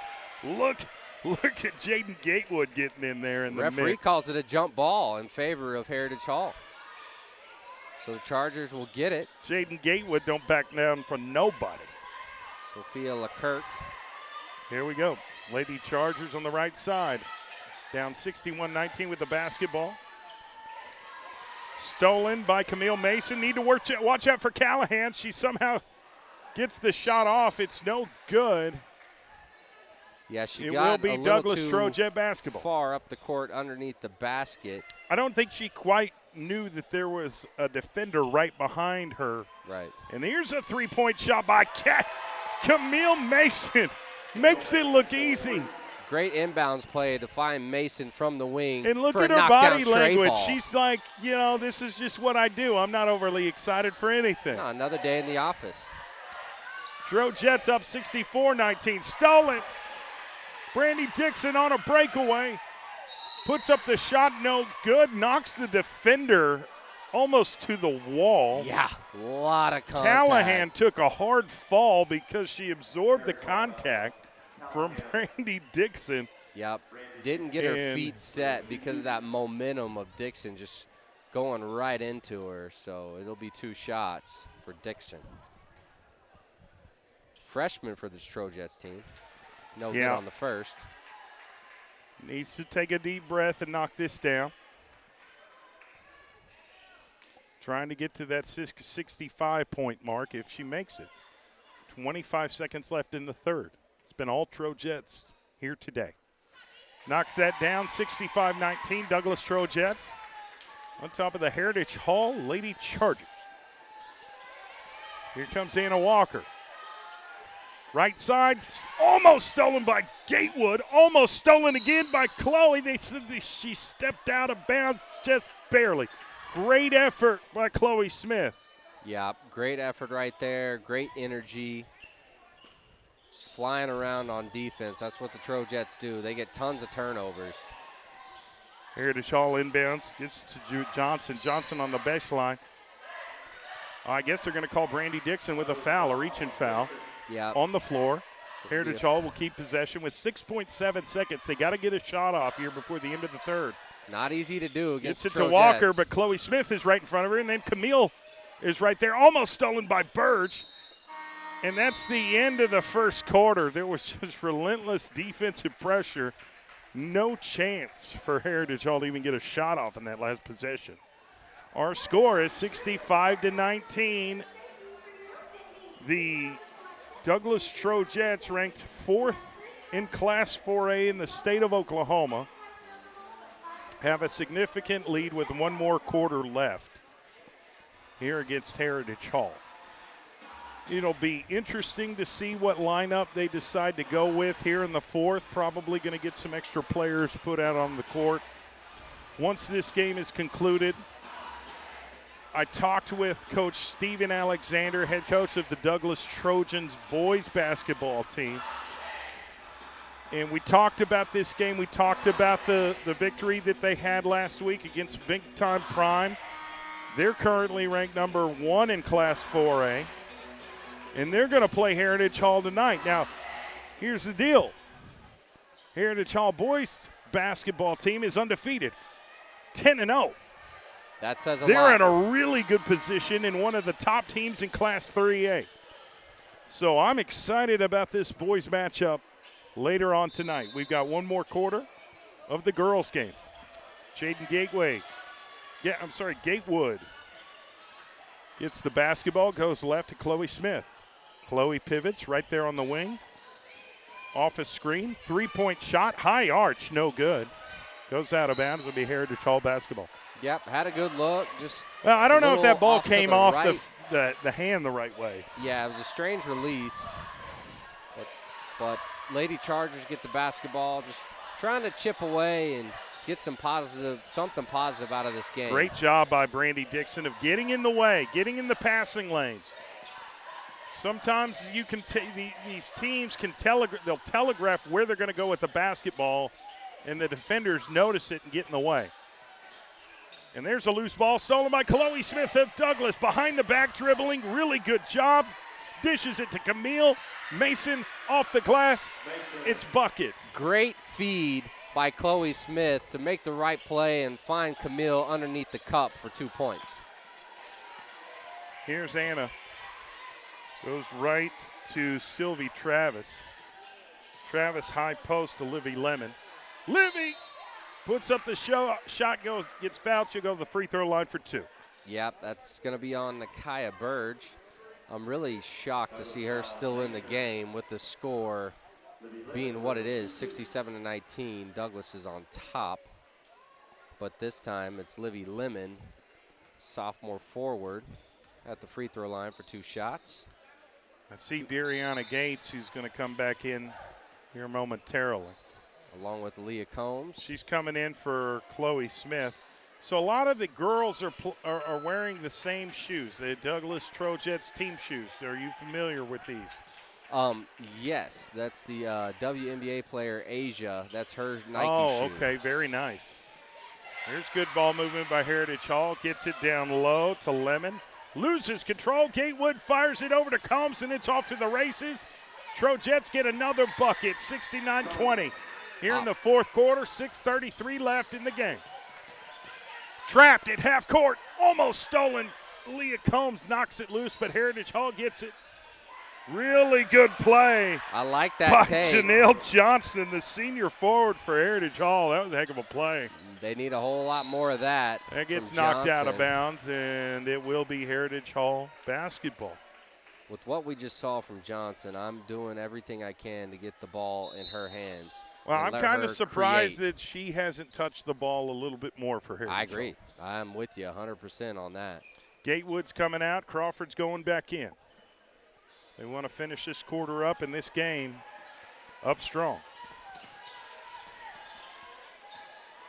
Here's great movement by Addie Venables, who's getting in the paint, trying to get a high percentage shot. There's just not a lot of room down there when you get that close. Yeah, I mean, and there's not a lot of room to work with when you're playing against the Trojettes. Inbounds it to Addie. Now to Callahan, and golly, Camille almost gets the steal. Camille Mason is just in the mix tonight. Just creating disturbances on defense, and I love it. Yeah, the I love the defensive tenacity. pressure by the Trojettes, it's contagious. They all want to compete. They all want to see who can get the most steals for the game. And now top of the key to Janelle Johnson. Now right side almost lost by Sylvie Travis. On far left side to Johnson. Johnson off a screen, gives it back to Sylvie. Three-point shot, no good. Rebound to Camille Mason. Fires it over to Anisha Crawford. Down court to Combs, right underneath the goal, but can't get the shot to go. Now it's Heritage Hall who's on their own fast break. Callahan, far right to Sylvie Travis for a shot, no good. Camille Mason again with the rebound, fires it to Justice Woods on a breakaway. Layup, it's good. It's just, how do you stop that? Yeah, it's so hard to get back on defense when you're playing a fast team like Douglas. They have just put on the pressure. They've gotten Heritage Hall worn down. And that time, it's a three from the wing for Addie Venables to make the score 71-25. Big time shot, under 5 minutes left in this game. Here comes the Trojets. Left hand, Crawford again, and one bucket for a second time. Yep, she had a head of steam driving to her left, goes right into the defender and draws the foul. Basket is good. And one opportunity for Crawford. I think sometimes when these players go left, they think they're doing right. They assume they're right-handed. Well, Maybe Crawford's this a left-handed player. Well, I know. That's what I'm saying. You think you're doing right. You're pushing somebody that's against the grain. That makes him uncomfortable. Right. But that's not uncomfortable for me because he's like, well, I'm left-handed. Yep, that's I'm going to get this shot off and knock it down and get the free throw. Here's a three-point shot by Heritage Hall. No good. Rebounded Addie Venables. Addie to Johnson. Stolen by Crawford. Again up. That was a clean block. It'll go out of bounds. Douglas Trojets will keep possession, but Heritage Hall played good enough to prevent the easy bucket. Got a hand on the basketball, but still with the Trojets. Crawford at the top. Crawford left hand, no good. Rebounded. Sylvie Travis, who gets the shot blocked, but Anisha Crawford did not establish. Exactly. She was out of bounds, and she was the first one to touch the basketball. Right. She had to establish herself. She couldn't be the last one to touch it. That almost got knocked out of bounds by Combs. Johnson gets it, drives baseline, kicks it over to Laney. It goes out of bounds. It will be Douglas Trojet basketball, who are up 73-25. Combs is coming out, listening to Coach Woods, who's still coaching him. Still coaching him up. Burge is back in the game. Goes left to Justice. Burge is calling for the basketball. They go down low to Gates, who gives it right to Burge. It gets the bucket in the end. One shot. When the leader says, give me the basketball, dang it, you got to give it to her, and that's why. That is exactly why, my friend. A nice pass right there by Dariana Gates to her cutting teammate, which is Nakia Burge, the special, special talent out of Douglas. It's her senior year. Again, stay tuned for the boys' game to follow. The undefeated 10-0 Heritage Hall Charger boys basketball team. Undefeated in Class 3A. Undefeated overall, taking on the #1 Douglas Trojans, who are ranked #1 in Class 4A. So we've got a heck of a battle. Yeah, we do. After this game, sponsored by SSM Health, First Security Bank, Love Student of the Month, Oklahoma City Community College, and Super Prep. Here's Heritage Hall. Loose ball, regains it. Venables on the right, goes to Sylvie, puts up the shot, no good. Rebounded Burge. Off to the races. She's immediately looking for her teammates. Gonna slide down now. Goes baseline, underneath the goal, gets the bucket again. She's just so tough to stop. Yeah, she's just so good and so strong and just bigger than everybody on the court. Trojets up 77-25. There's a rebound and a putback that's good. Does that basket count for Heritage Hall? I think so. That's Addie Venables with the putback as she's getting fouled. So, and one for Venables here, number 15 for Heritage Hall. That bucket's going to count, and she'll have a free throw. Sophomore guard for the Lady Chargers. Yeah, this is a treat we'll have for our listeners and spectators. You could be listening on OKC Sports Radio 105.3 or watching live on PPBC TV. Here's Justice Woods. Great ball handling ability. Fadeaway jumper, no good. Rebounded, but there is a hard tug of war there between players. Anisha Crawford and Livy Lemon. They called a jump ball. It will remain Trojet basketball. 2 minutes 44 seconds left. Trojets up 77-28. Here's Crawford on the left side, goes right to Justice. Justice Woods. Great crossover. They're going to call it. Is that a carry or a timeout? I think a timeout by Coach Woods. I love that she is still taking every second of this game serious. They have a big lead, 77-28, but Coach Woods still wants to get it right no matter what the score is. She wants her ladies to execute at the highest level possible. So it's a quick timeout for them. Trojets are going to win this basketball game, but they still want to do the right thing, make the right play. They don't take any possession off, all because of how they're coached. Yeah, no, listen, I do have a ton of respect for Olivia Nixon, who's head coach of Heritage Hall. She's a great coach. Great coach. These are two really good coaches, but different teams and different classes. Different classes, just different everything. So I think this is a learning experience for both teams. There's takeaways that you can use going forward, but obviously there is a winner and a loser. And the Douglas Trojets are going to leave with a victory, assuming Heritage Hall doesn't have a, 45-point comeback kind of thing. Yeah, I don't see that happening. In 2.5 minutes. Right. Time's not on their side. Right. Pretty good crowd here tonight as well. We don't have the camera pointed to the Douglas side, but it is pretty full. Douglas Faithful always travels very well to support their basketball teams. And guess what? It's Nakia Burge with another and one for the Trojets. Still executing at the highest level possible. That's why she's going to play D1 basketball after this year. There's a shot. Got it to go. 80-28. Trojets have been in control for a long time. Now they're going to play a little bit of a zone defense to finish this game out. Stolen. Chloe Smith, breakaway layup, gets it to go. 82-28, Trojets. And that's what you love, when your players come off the bench and they execute the game plan just like the starters. Well, that's Chloe even when Smith. we first started broadcasting Douglas Trojet basketball at the beginning of the season, we've seen significant growth from Chloe Smith. She's really fit in. And there's Anisha Crawford with the steal, puts up the layup. It's good. Anisha is just getting pretty relentless on defense. Oh, yeah, no doubt about that. She's a senior on this basketball team. Coach Woods expects a lot from her. Here's Heritage Hall, goes the high post to Livy Lemon. Now in the corner to Venables, puts up the shot, no good. Rebounded, reverse layup, no good. Rebounded Justice. Fires it to Burge. Gets the bucket. A nice little jump stop by Nakia Burge with the defender flying past her. But Nakia has that touch. Yeah, it's just these Trojets are so fleet of foot.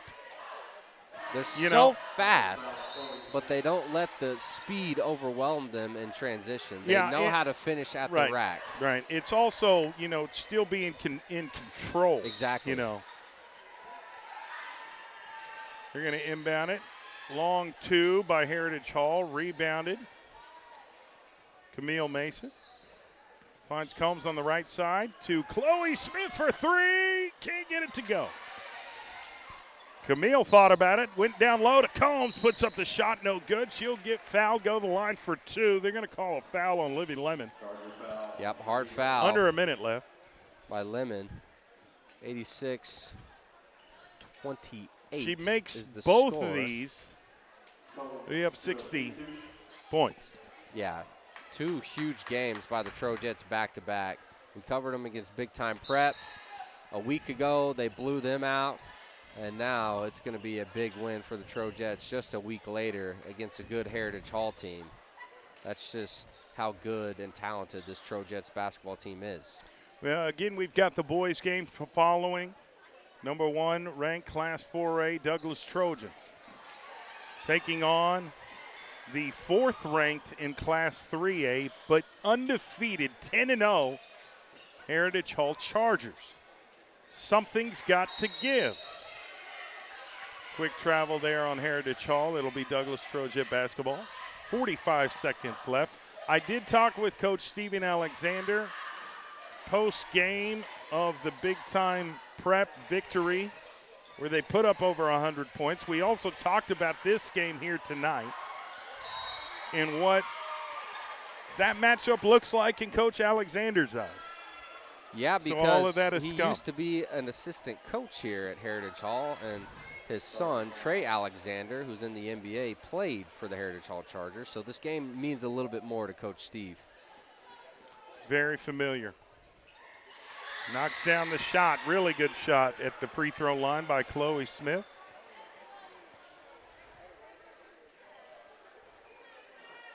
Chloe puts it up. No good. Rebounded. Finley Ram goes right to Emerson Callahan. Up, stolen by Camille Mason. Fires it over, just barely overthrown it, but Chloe Smith saves it. And then gets stolen by Heritage Hall. Now stolen back by Aaliyah Combs. Brandy Dixon gets it. Jump off the glass. No good.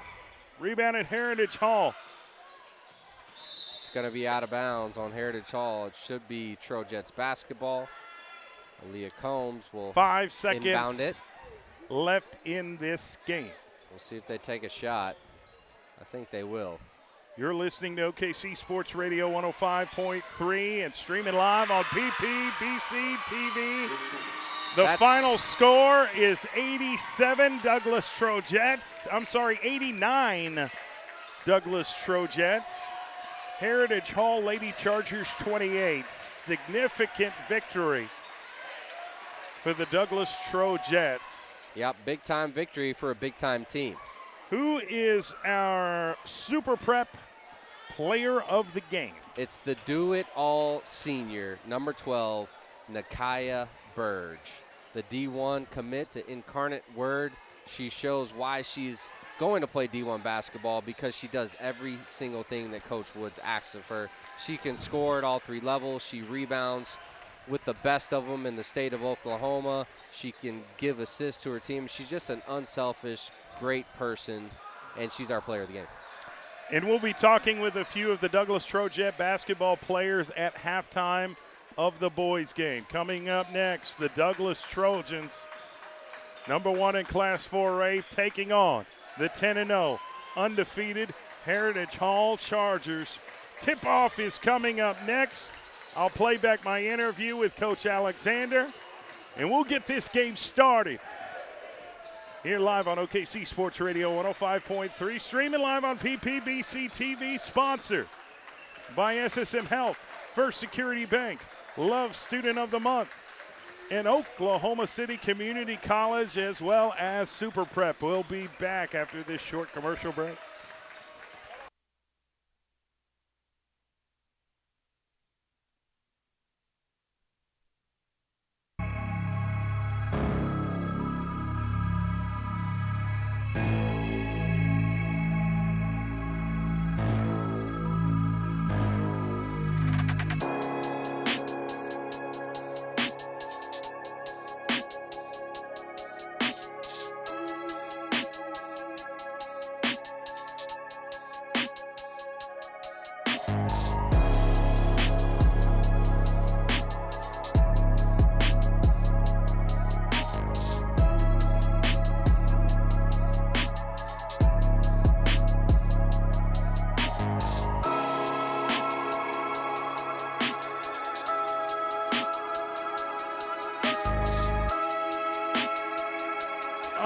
Welcome back to OKC Sports Radio 105.3, streaming live on PPBC TV.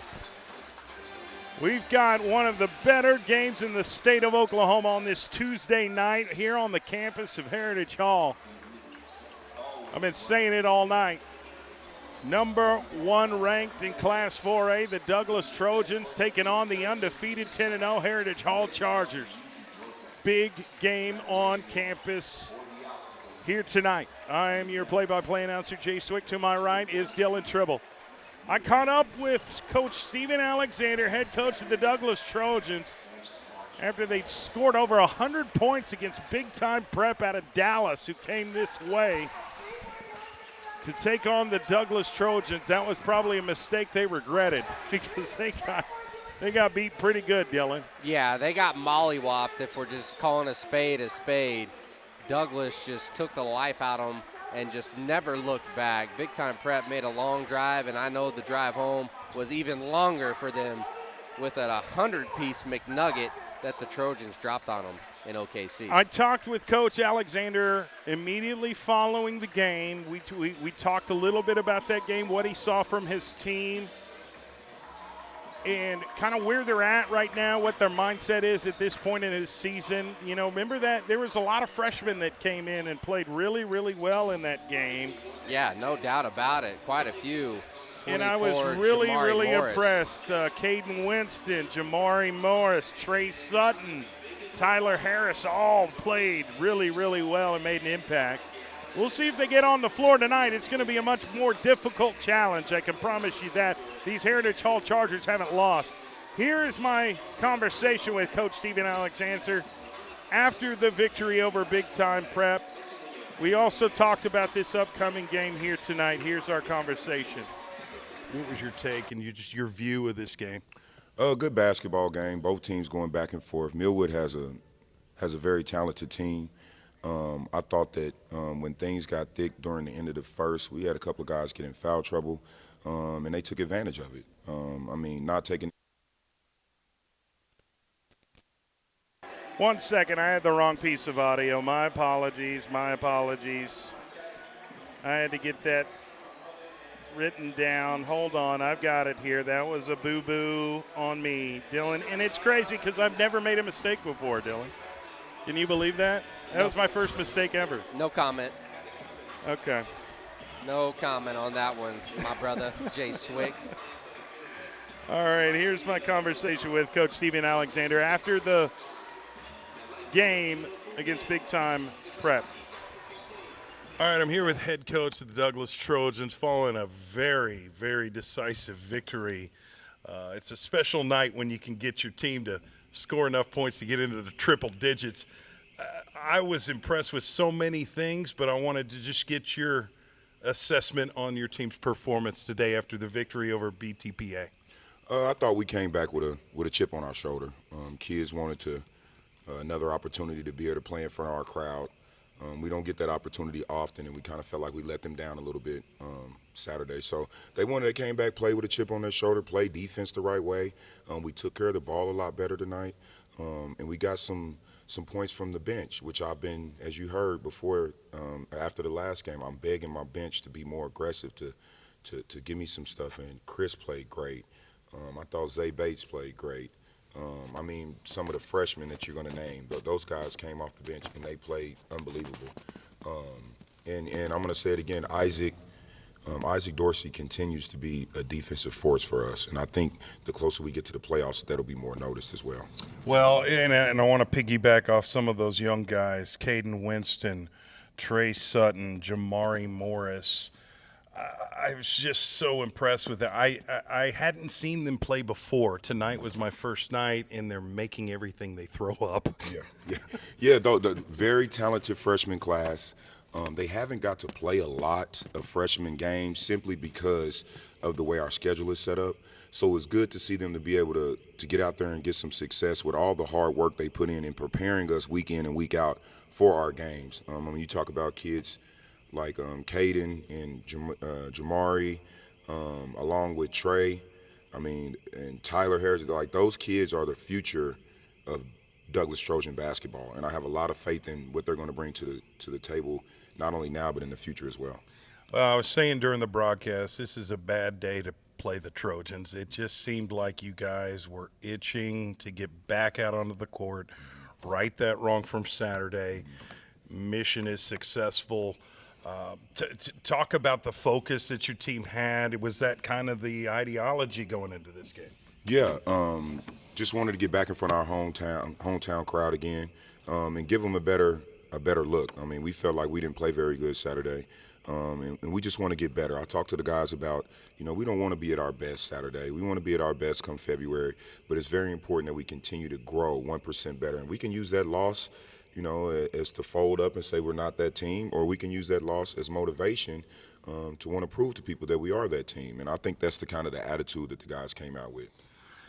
We're in O City, but today it was Lob City at Douglas. There was a very, very nice alley-oop dunk from Mahdi to Pogba. We saw big Chris Harris Jr. get busy underneath the bucket. Jamel got busy. There was a lot of high-flying dunks. And not every high school has that ability. Based off the players on your team, but it shows your athleticism. What do you feel like as a coach when you see an alley-oop dunk like that? Well, the one that we threw to Zio, I kind of called timeout, and I seen how the defense was playing, and I kind of drew it up for him. I've been telling myself that I have to do more of that for him. I mean, he's so athletic, one of the most athletic guys in the state of Oklahoma. And today, he was able to show that more because we got stops. At the end of the day, that's the key for us, is to get stops so we can get out and be who we want to be. But even more than that, man, big Chris Harris, and I've been saying it, and it's soon to see that everybody will see what I'm talking about, that he is going to be a special basketball player in the state of Oklahoma. But it's going to take time. It's going to take him getting out there, getting some wet jersey, having some success, having some road bumps like he did Saturday, and then building into what he did today, dunking the basketball on people, which is what I've been trying to install in him all season. So it was good for him to get that as well. Well, and this isn't the first time that we've seen, Douglas basketball players have a lot of slam dunks. That's been a theme for a long time. But one thing that I noticed, especially from Mel, he went up for a dunk, succeeded in the dunk. It was very aggressive, but he didn't hang on the rim. We've seen so many technical fouls and off ticky-tack, and I'll just say it. I'll say it for you. I mean, I know that sometimes the players hang on the rim to protect themselves. It's not a showboat thing. It's like, hey, I don't want to land wrong on my knee. I don't want to break my ankle coming down. But I have noticed that, and I thought that Jamel Morris kind of showed a lot of maturity for not dunking too hard on the opponent. I mean, I tell my guys, man, we got to grow. We got to learn from game to game. And in the past, we've had a tech or two for hanging on the rim. So how do we grow from that? We got to figure out how to get better from that. And I know I've been a basketball player before. You get up there, you're on the rim. You want to be up there a little longer. And I understand that, but at the end of the day, technical fouls are something that takes momentum away from a team. In a big game, you want to make sure that you try to eliminate, as much advantage as you can to give to another team, and that's something that gives them advantage when you get technical fouls. So no matter how it goes, we run for techs. Coach Steve has to run for his techs, so everybody's held accountable here. I got a tech Saturday, I'll be running, and Jamel got a tech, I think, or one of them. We got some guys who got techs, we got it written down, but we run for that kind of stuff. I feel like if me as a leader, if I continue to hold myself to a high standard, then it'll trickle down for everybody. Now you've got a little bit of time to kind of refocus, take a deep breath, nurse some nagging injuries. Then you've got Heritage Hall next week in their place. It's a place you're pretty familiar with. Your son is a graduate of Heritage Hall. You used to be an assistant coach there, but they've got a really good team and a really good program. What's the mindset going into that game? What's that matchup look like to you? Heritage Hall has a very good team this year. I was impressed with the way that they've built their team up. They got some good players, and I respect those kids. So it's going to be a challenge for us. I know that I've been over to the Charger Dome a couple of different times. I'm very familiar, and it's a home away from home for me. They've showed a lot of love to me to help me out throughout my career. But come Tuesday, I think that, Coach Sully kind of knows, and we feel the same way. we'll be friends after the game. But, when the game gets ready to start, we'll be both competing at a high level. But I have a lot of respect for what they've done this season. They're going to be a team to be reckoned with the playoff starts. I think it'll be a good test for us, so I'm excited about it. Coach Steven Alexander, congratulations. Another win in the win column. We look forward to broadcasting the Heritage Hall Douglas Trojan basketball game coming up next. Thanks. See you next Tuesday. Thank you. All right, next Tuesday's here. We are minutes away from the introductions for the starting lineup, and we'll get this game underway. Heritage Hall is undefeated, 10-0 in Class 3A overall. Douglas Trojans are 10-3, ranked number 1 in Class 4A, coming off a huge victory over Big Time Prep, 102-44. Douglas has now beaten teams from Texarkana, Amarillo, Miami, Florida, Kansas City, Missouri. The only loss that really stands out is the Millwood loss earlier this season, but a rematch is to come on January 31st at Millwood. That's going to be must-watch TV. After this game, they head to St. Louis, Missouri to take on Vashon Academy. Oh, wow. So it's a tough road. Yeah, and by design, Dylan. Yep, you took the words right out of my mouth. It's by design. Coach Steven Alexander knows what it takes to get to the mountaintop. He's already won 2 rings for Douglas, and he wants a 3rd. And he knows he's got to go out of state to get his team battle-tested, because when March comes, he needs them ready and locked in and poised. But tonight is a battle in itself, and it's going to be a big challenge for this Trojans team against the Heritage Hall Chargers, who are, like you said, undefeated. So can't wait to get this one underway. We got our starting lineups announced for the Douglas Trojans, and shortly we'll have the starting lineup here for the home team. All right, Heritage your Hall starting Chargers. lineup for the Douglas Trojans. Number 1, senior Kingston Hall. Number 2, junior Trevor Snell. Number 3, junior In Kim Madi House Jr. Number 5, senior Zio Pogba.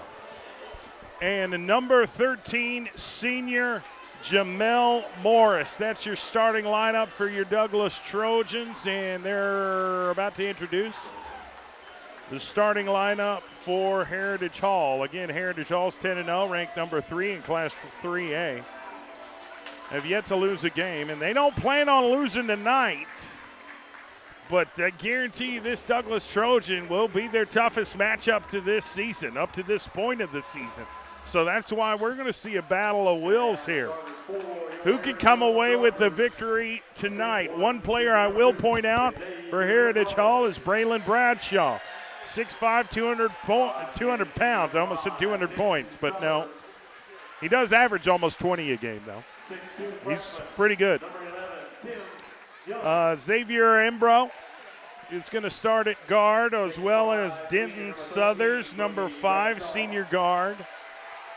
Timothy Young is the 6'3" forward, number 11. Braylon Boogie Bradshaw is also in the lineup, and number 33, Porter Gillespie. That's your starting lineup for the Heritage Hall Charge. Yep, and number 11, Timothy Young, is the younger brother of Trey Young, who is now a Washington Wizard in the NBA. I was glad to see him get out of Atlanta. Yeah, I think it was time. The writing was on the wall. I wish him nothing but the best out there in D.C.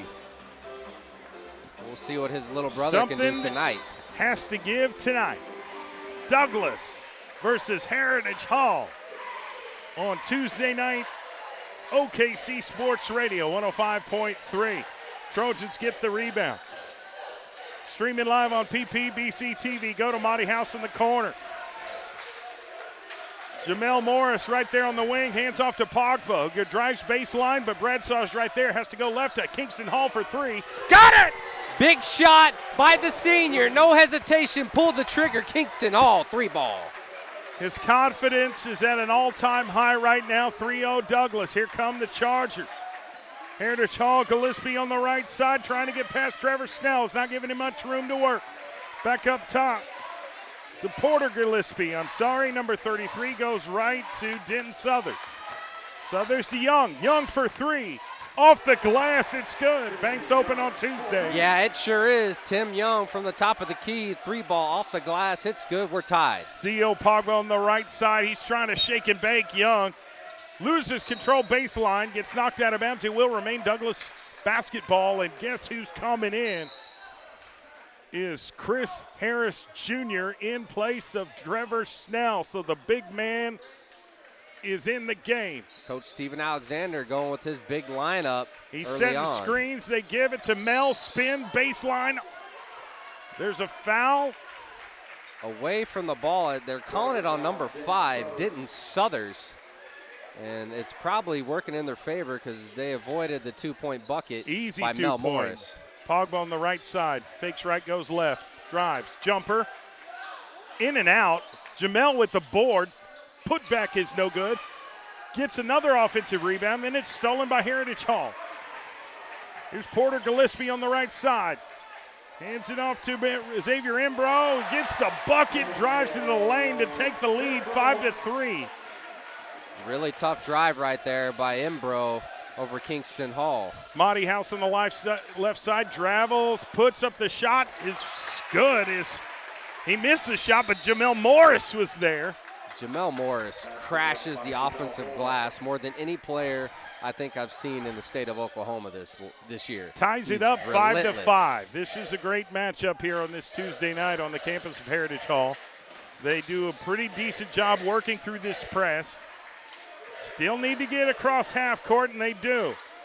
Timothy Young goes left to Bradshaw. Fakes left, goes right. Puts up the shot and gets drawn for the foul. And one. Boogie Bradshaw takes a 2-point lead, and he can make it 3 with an and one free throw. Yeah, that was not an easy bucket at all by Boogie. He went right into the depths of that defense down the lane and gets the shot to fall, absorbs the contact, and one opportunity for Boogie. Isaac Dorsey coming in for Chris Harris. Isaac Dorsey really improved his on-ball pressure as a defender, and it makes a difference. Goes left to Pogba. Now corner to Dorsey. Dorsey to Mel. Mel Morris looking through. What's the call? Jump ball call on that play down low, so it's in favor of the Chargers. Heritage Hall will get it right back. All right. Chargers are up 8-5 right now. Heritage Hall with a 3-point lead, trying to get through this half-court press. Right there at half court, gets it through. Imbro, stolen by Pogba, 1-on-1. And he draws the foul, misses the shot, but he'll go to the line for 2. And Denton Southers will get called for the foul for Heritage Hall. That's what Douglas loves to do. They love to get steals and get out in transition. That time it's Zio with the steal, gets fouled, so he has 2 shots incoming. Pogba's going to go to the free throw line. Is he rocking Anthony Edwards shoes? No, those are some Jordans. Okay. All right. Knocks that down with ease. 2-point game. Heritage Hall's up 8-6. Pogba for Douglas could get within 1 point, but he's got to make the free throw. Coach Alexander's also coaching up his team. They're set up to immediately pressure, whether he makes the shot and Heritage Hall inbounds or he misses and they get the ball back. Let's see what happens. Pogba nakes it. Heritage Hall gets the ball down 1. Imbro to Porter to Young. Great ball movement. Bradshaw gets trapped, throws it cross court. Imbro for 3, no good, off the rim.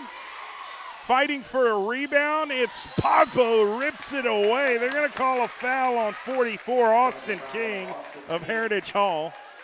It'll be Douglas basketball. Yeah, it's going to be a physical game like this all night long. Kingston Hall to Motti now. Dorsey on the right side. Penetrates, kicks it. 3-point shot. Pogba, no good. Rebound at Heritage Hall. Austin King comes up with it. Gives it to Imbro. Xavier Imbro on the right side.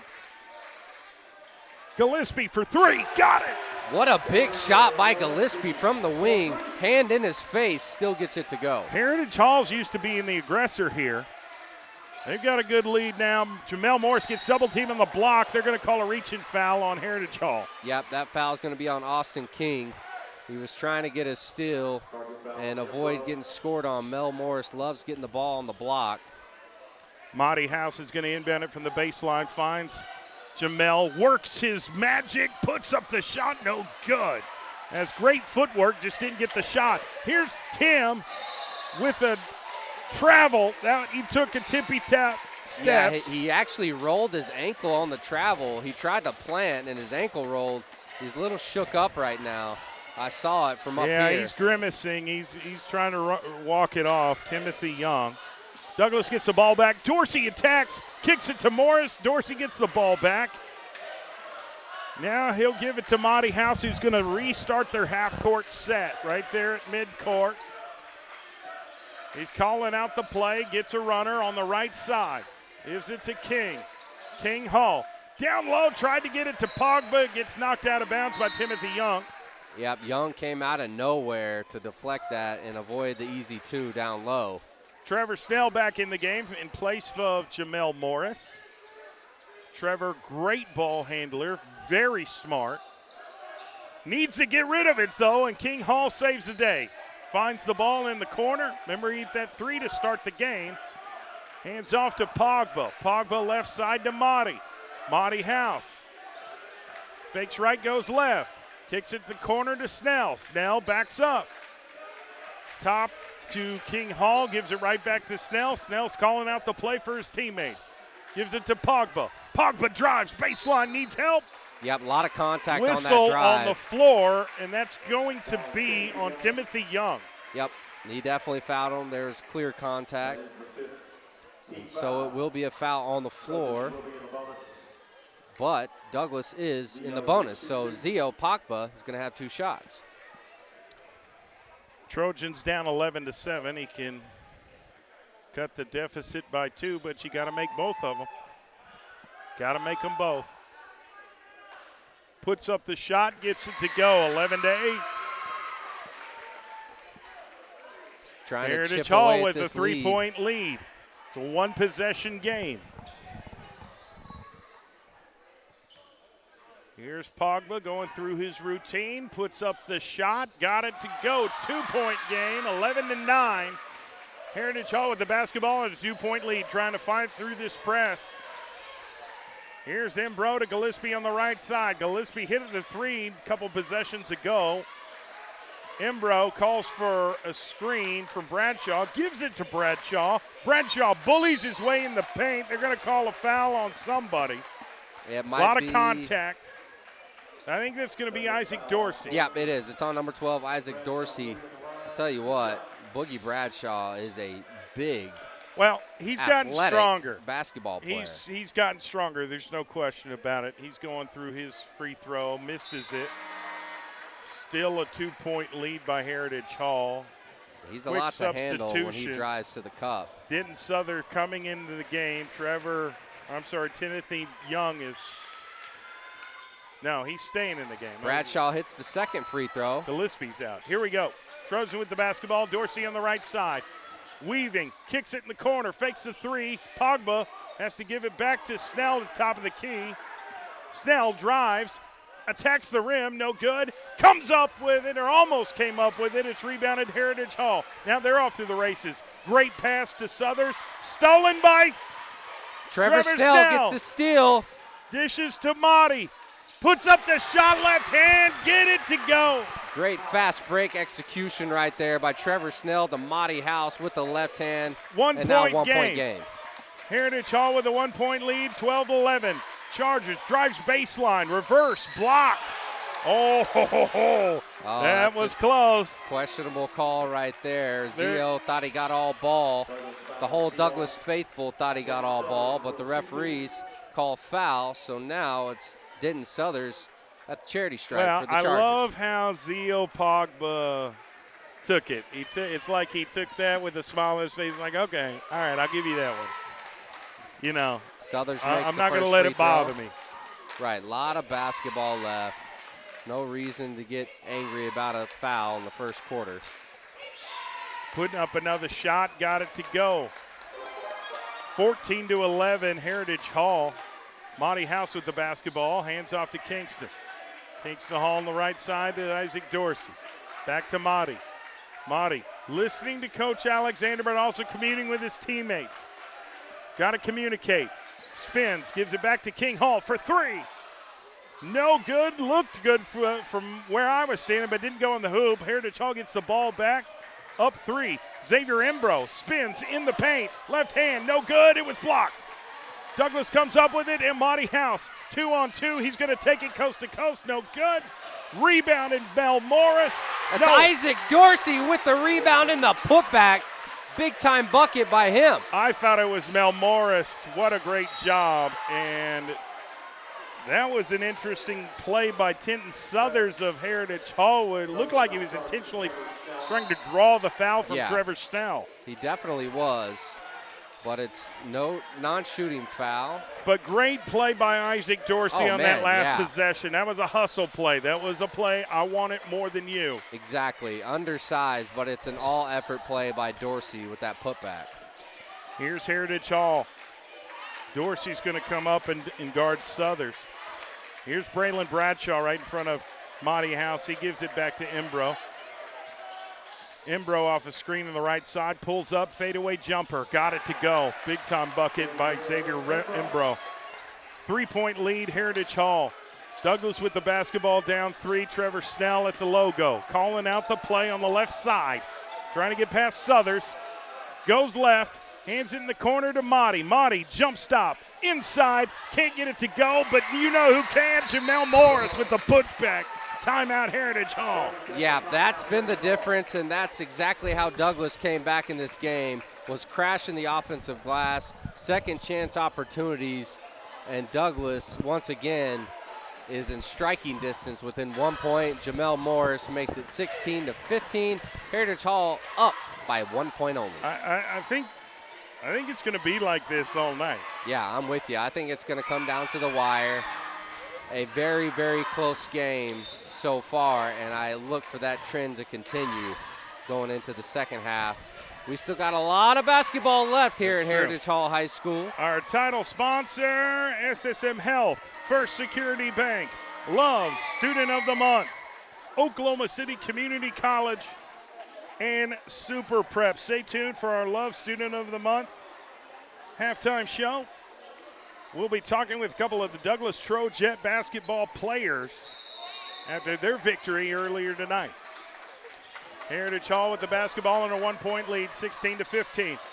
Embro gets it over and back. Court. Yeah. Is that backcourt or over?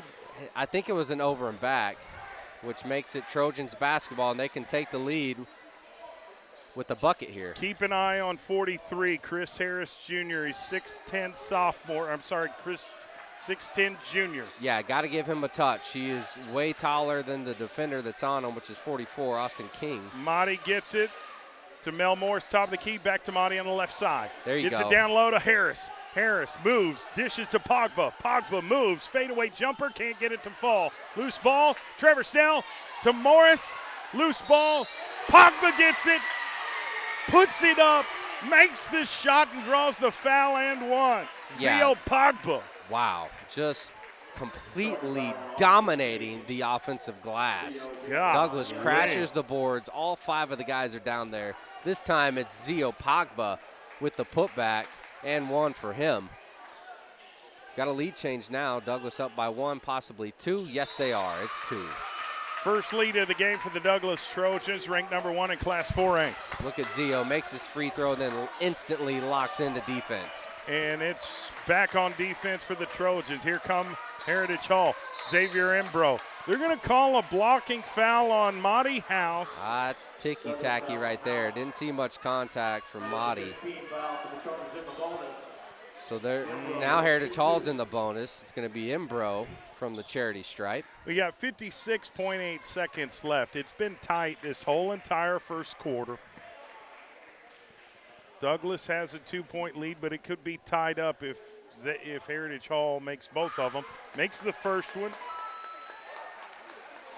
Xavier Imbro, the junior guard, will have an opportunity to knock this one down too. Let's see what he does here. Left hand, no good. Rebounded Jamel Morris. Now it's off to the races. Trevor Snell on the right side. Stops, crosses over Gillespie, kicks it to Motti for three. Bang! What a beautiful drive and kick by Trevor Snell to Motti for three. Here comes Timothy Young, who's back in the game for Heritage Hall. Now they're going to operate. Timothy Young gets trapped, needs help. Loose ball goes out of bounds. It'll be Douglas. No, they're going to say it's Heritage. I don't know about that one. That's wow, okay. All right, that's fine. Love that defensive pressure by the Trojans to make it difficult for Tim Young. They trapped him right there on the sideline, and there was not any room to run. 33 seconds left before the first quarter is over. Here's Heritage Hall. Timothy Young on the right side. Drives baseline, pops up for the jumper, gets it to go. Big time shot for Heritage Hall. 21-19, Douglas with a 2-point lead in the basketball. Goes up top to Motti, back to Snell on the right side. Goes left now. Moves left, gives it to Morris. Morris drives baseline, attacks the rim, puts up the shot, no good. Heritage Hall comes up with it. Imbro to Nate Farmer in the corner to Young, and did he step out of bounds? I think so. He ran out of real estate right in front of that Douglas bench, so Douglas is going to get the ball with 3.7 seconds left in the first quarter of play. We'll see if they can get a quick shot off. Harris Jr. was in the game. He's going to come right back out because they need to get a shot off quick here. So Trevor Snell gets it, fires it over to Pogba first. 3-point shot off the glass, no good. That's the end of the first quarter. Tight ball game. 21-19, Douglas is up on Heritage Hall with 1 quarter down and 3 quarters to go. Again, our sponsors for our Tuesday night high school basketball broadcast here on OKC Sports Radio 105.3. Streaming live on PPBC TV is SSM Health, First Security Bank, Love's Student of the Month, Oklahoma City Community College, and Super Prep. If you're not following Super Prep, you're missing out on a lot of great content. Premier sports outlet featuring the very best in high school and college student athletes in the city, state, and nation. So here we go.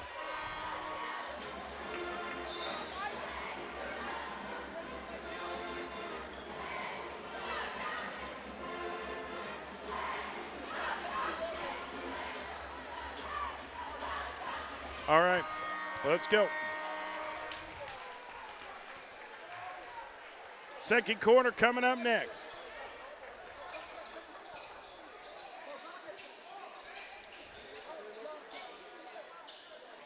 Kingston Hall. Inbounds. From Motti House. Down low to Mel Morris on the block. Hits double teamed, has to kick it out to Motti House for three. No good. Rebound at Heritage Hall. And loose ball foul. Who's it on? Looks like it's going to be against Douglas, and it will remain with the Chargers. It'll be Imbro to bring it up for the Chargers. Got some substitution. Isaac Dorsey comes in the game for Zio Pogba. 21-19 is still the score. Xavier Imbro going to bring it up on the left side. Young goes right to Imbro. Imbro slowing it down, trying to decide how they want to attack this Douglas defense. 3-point shot by Porter, no good. Rebound at Trevor Snell. He's off to the races. Right side goes left to Motti. Motti fakes left, drives, attacks the rim, and gets it to fall. Motti House, what a bang play. Yeah, Motti's at his best when he is aggressive, getting to the rack. Another beautiful left-handed finish. 2-possession lead for Douglas. Here's a shot taken. That 2-possession 4-point lead just turned into a 1-point lead. Great shot by Timothy Young of Heritage Hall. Here is Trevor Snell on the left side. Goes left to Morris. Morris drives, spins, Great dish to King Hall, gets the bucket. No foul. Probably should have been. Yeah, a lot of contact. Great dish, but even better touch by Kingston Hall on that layup with contact. And they go to Xavier Embro, who's going to back it up and try and be calculated. Goes off a right side screen to Bradshaw, who gets the ball and puts up the shot. No good. Rebounded Dorsey. Dorsey just working. Trevor gets it from Motti, gives it back to Motti. Jump stop, left hand, and it's good. Every single time Motti drives to his left, they cannot guard him. He finishes time and time again. Heritage Hall with the basketball, down 5. Goes high post, now to Timothy Young on the right side, just outside. He penetrates, kicks it, three-point shot by Heritage Hall. Got that one to go. Porter Gillespie, and that's a timeout by head coach Dylan Sullivan of Heritage Hall. What a big-time shot by Gillespie. He's one of the best shooters on the Heritage Hall team, and he knocks down a huge three in the corner. Well, these timely threes have been pretty clutch for Heritage Hall because they've gotten up 4 points twice. And here comes Heritage Hall with the three-point to get within 1 again. Very clutch play here by this team that's undefeated. Let's call it what it is. They're 10-0. Undefeated for a reason. Motti House is dominating the paint along with Jamel Morris, Isaac Dorsey, and then on the other end for Heritage Hall, it was Timothy Young with the three and then Gillespie with another three to make it a 2-point game once again. Douglas is still on top, 5:48 left in the second quarter. And Douglas will get the basketball. Kingston Hall, senior year. Inbounds it to Snell. Snell to Motti. He's listening to Coach Alexander. They've got a 2-point lead, but they're trying to increase it. Motti through the legs, spins in the paint, left hand again. Oh, it doesn't fall this time, but Mel Morris gets the rebound, spins, gives it to Dorsey. Dorsey puts up a floater off the glass, no good. Gets his own rebound, gives it back to Motti House, who's going to restart the half-court set. What about Isaac Dorsey working in the paint? Yeah, he's straight up hustler, and Coach Steve loves his effort. That time it's Motti with the drive. And that's a timeout, and we're going to take a timeout too. Stick with us. More Tuesday night high school basketball coming up next. Trojans 27, Heritage Hall 25. We'll be back. Injuries don't wait for business hours. Now you can be seen 24/7 for sports injuries.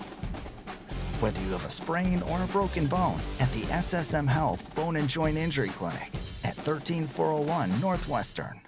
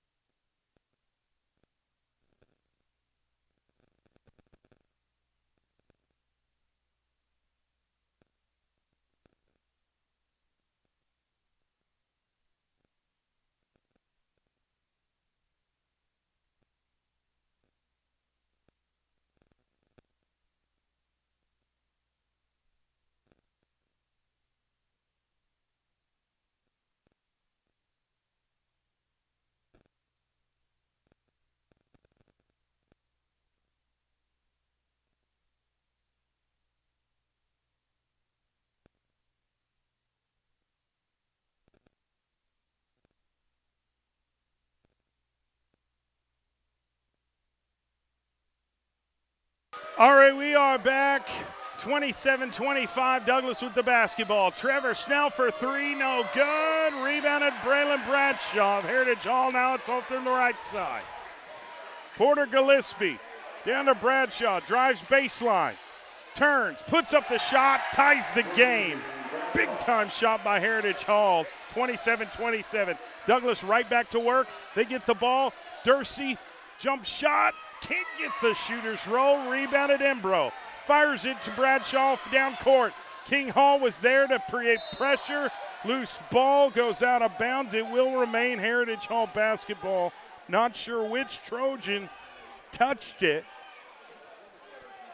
Yeah, but I'm not it will, sure either. There's 3 Trojans around Boogie when he drove to the rack. So it will stay with the Chargers. Embro to throw it in under the Chargers basket. Big Chris comes in for Isaac Dorsey.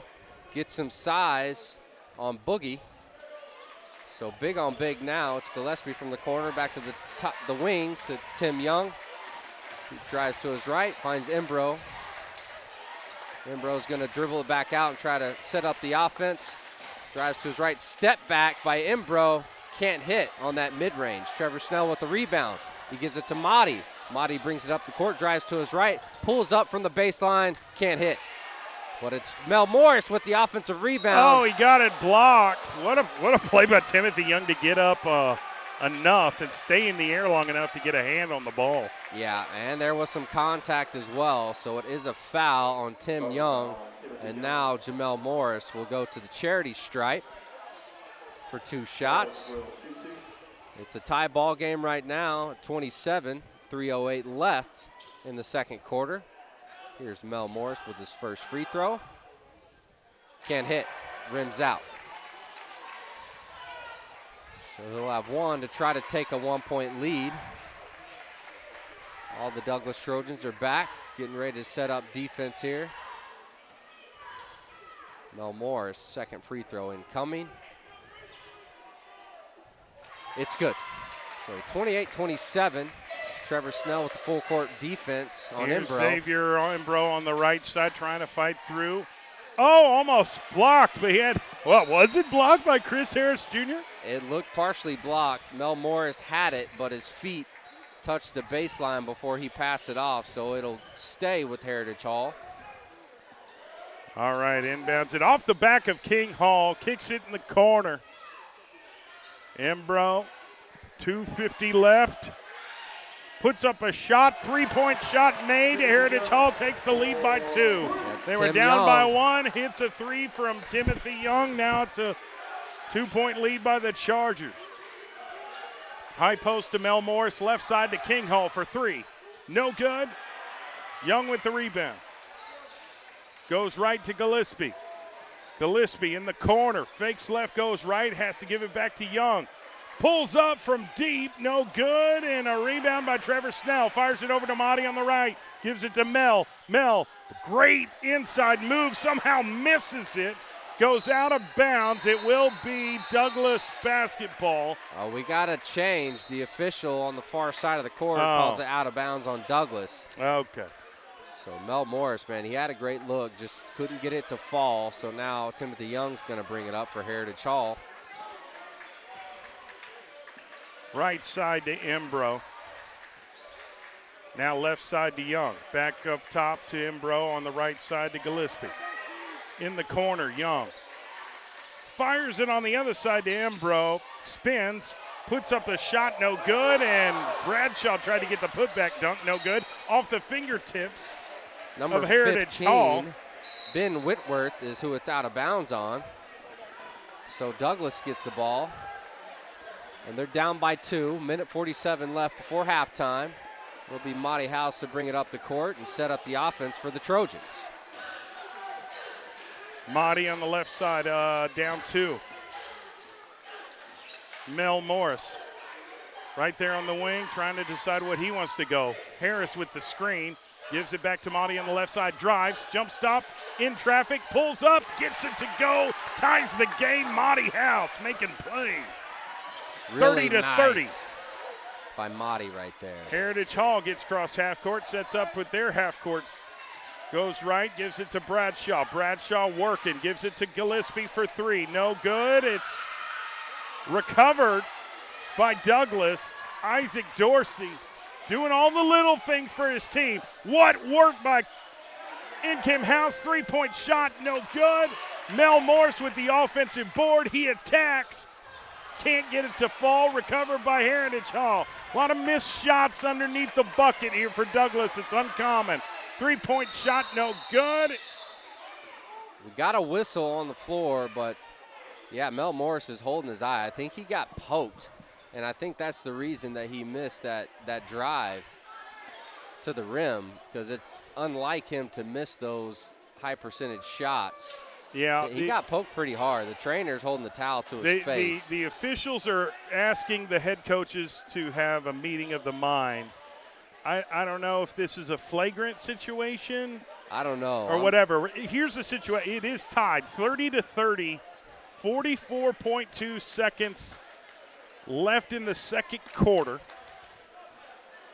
I'm more concerned about Mel Morse's health than anything right now, because he is a crucial part of this Trojans basketball team. And if they're going to win this game, he's going to play a role. They're deep, but he's a crucial part. Okay, coaches agreed on something. There was a communication there with the head official at midcourt. They got it taken care of. We will give you an update on Jamel Morris. Where is Jamel? He went to the locker room. Okay. They were holding the towel to his face as he was getting taken back to the locker room. Okay. So we are tied at 30 still, 44 seconds left before halftime. Well, this is living up to the hype, this ladies is what we and gentlemen. expected. Yeah, this is what we expected here. We knew it was going to be a hard-fought, close game. That's why we're tied at 30, almost to halftime. Steven Alexander's having a talk with his assistant coaches. Going to come up with a game plan, finish this half. On the other end, we got the head coach of Heritage Hall talking to the referees. Still waiting to see what the situation is here. Maybe some blood on the court. Yep, that's what it is. That's it's exactly what it is. And it could be where he got his face scratched. Yeah. Probably there too. Yeah, so they gotta clear that out. Get that taking place. It's been a hard-fought game so far here in the first half. Very physical. Battle of wills. Yeah, they've had several different parts of the floor they've had to disinfect because of blood on the court. Yeah, which tells you that the referees most likely missed a foul on Mel Morris when he drove. Me and you said it. There was some contact. He normally doesn't miss those. He missed it for a reason because he got hit in the face. No whistle. Yeah, absolutely. Stay tuned for our halftime show sponsored by SSM Health. Sometimes players need the services of sports medicine specialists, and SSM Health hospitals do a great job of providing health care to these young athletes, getting them back healthy and ready to compete. We will be talking with a couple of the Douglas Trojet basketball players who got a victory today. Just headed in the right direction for that program. You got to be really excited about what they've been able to do so far this season. Still a lot of work to be done. You take it day by day. Coach Alexander coaching his team up. He's drawing up a play. We can't see what it is, but he's drawing something on that marker board. And his players are watching intently, so it will be interesting to see. Also some Douglas royalty down there. Landry Ballard Jr. Yeah, Landry Ballard Jr. is one of the point guards that has ever walked through the gymnasium at Douglas High School. Talented, very two-time competitive. Yep. For Douglas. Won a couple rings here during his tenure. Floor general for that back-to-back team. And I'd like to think they might have three-peated if he was healthy last season. All right. On the floor for Douglas is Kingston Hall, Trevor Snell, Isaac Dorsey, Chris Harris Jr., and N. Kim House Jr. 44.2 seconds until halftime. We'll see if somebody either takes the lead. What happens?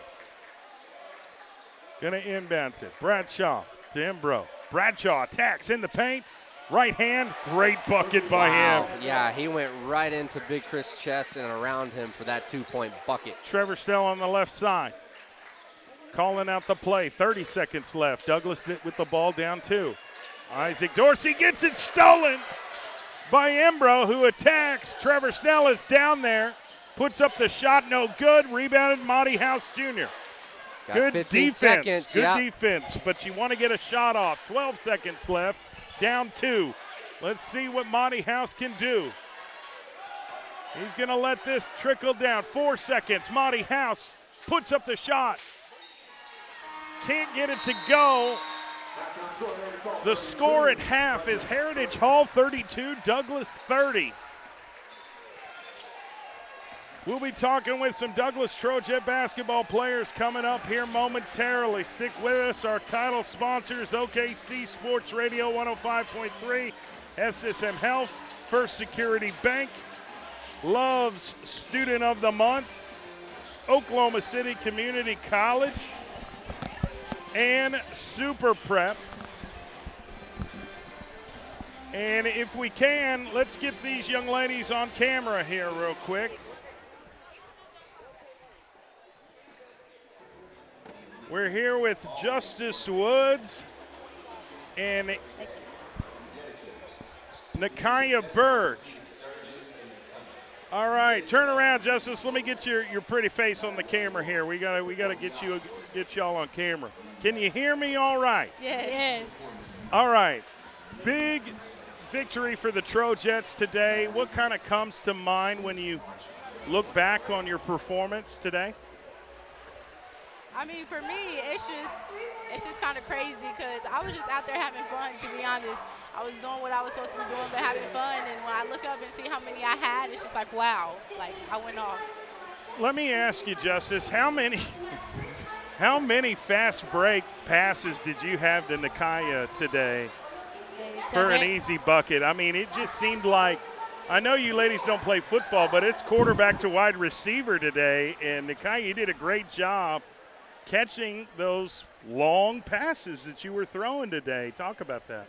Yes, today was really get that ball to Nakaya because I know she running, and I know she was going to give me that lay.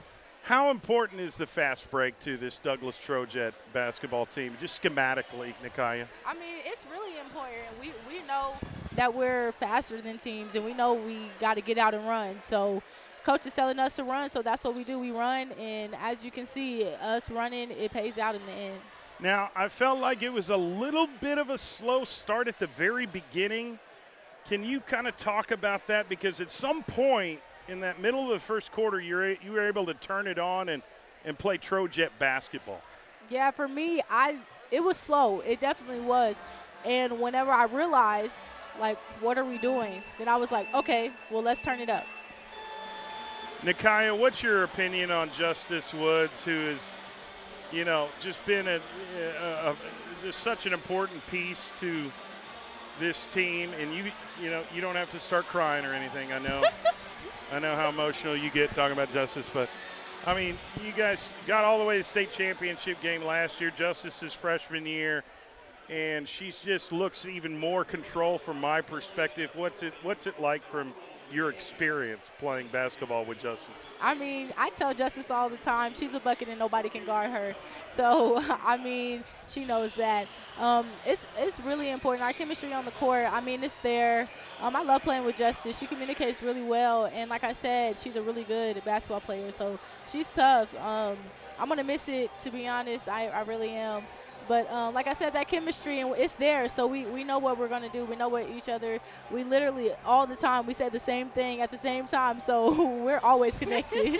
Now, Justice, let me turn the table and ask you about Nakaya. What type of leadership qualities does Nakaya have, and how much do you depend on her just, on this basketball team?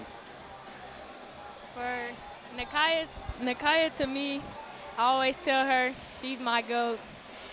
She's always leading me and showing me what I need to do and uplifting me and her teammates. And also being a leader just on the court, like with what she do, nobody else can do it. And I know whenever Nakaya gets the ball, something good's going to come out of it. And I know that we're going to be locked in. And when we're locked in, I know how the game's going to go.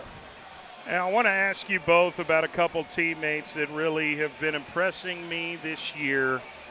Chloe Smith, Aaliyah Combs, Camille Mason, those three especially. I feel like they've made their presence known and they fit in with this team.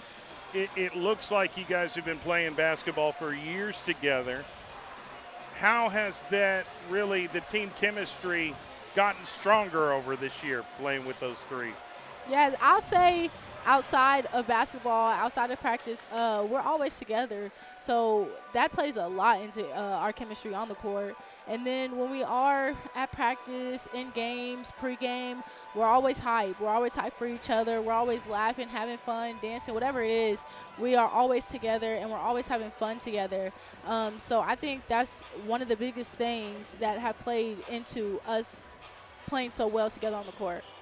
What about you, Justice? What about those three have kind of stand out to you? Yes, to go off of what Nakia was saying, really, our team chemistry is on another level. If one person is having a bad game, we don't get down on ourselves. We still lifting up our teammates who are giving their all for us and hyping us up and trying to pick each other up at the end of the day. And for me, these girls coming into a new program or just being in the program and having to jump on the floor this new year, I feel like they've done a great job and trying to get everything quickly and being productive for their team. We're talking with Justice Woods and Nakia Burge after their victory over Heritage Hall tonight. Both of you been recruited, and I say been because you're currently committed to Incarnate Word, Nakia, and Justice. You're getting recruited by other Division I basketball schools. What can you tell some of the younger listeners and spectators that we have on the live stream that, you know, maybe they're watching you and they plan to be college basketball players at some time? What's this process been like for you guys, and what have you learned from it? One thing I can say to any younger listeners or anybody else who's listening is never count yourself out. Like, you see everybody else getting hype or working or anything like that, you just got to stay true to yourself and work, and don't get down on yourself. Focus on what you're doing. Yes, I agree. Work on you and confidence as well. Have confidence in yourself. Bet on you. And don't give up. Like, it's going to get hard. Like, nothing you do is ever going to come easy. So when it gets hard, you got to work harder. You got to make hard easier. You got to continue to pray and continue to put God first, and your time will come. It's patience. It's a thing of continue to be patient and believing that your time is going to come. Now, briefly, Nakia, why Incarnate Word? What was it about them that said, you know, I want to play my college basketball there? Yeah, so like I've been saying, it's just the coaches, the players. I mean, the atmosphere. San Antonio is a really nice place to be. But like I said about the coaches, I got along well with the coaches like instantly. It was never an awkward phase with us. We clicked instantly. And then hanging around the teams, the team, all the girls are very welcoming. I mean, I felt at home there before on my visit. Like, it was a very nice place to be, and I felt like I could see myself and fit into the program very well. Well, I'm looking forward to seeing you guys next game. What is next for the Trojets? Do you know? Next game on the schedule? Next game for the Trojets, we don't know who we play, but we will be in the MLK Showcase on the 19th. Okay.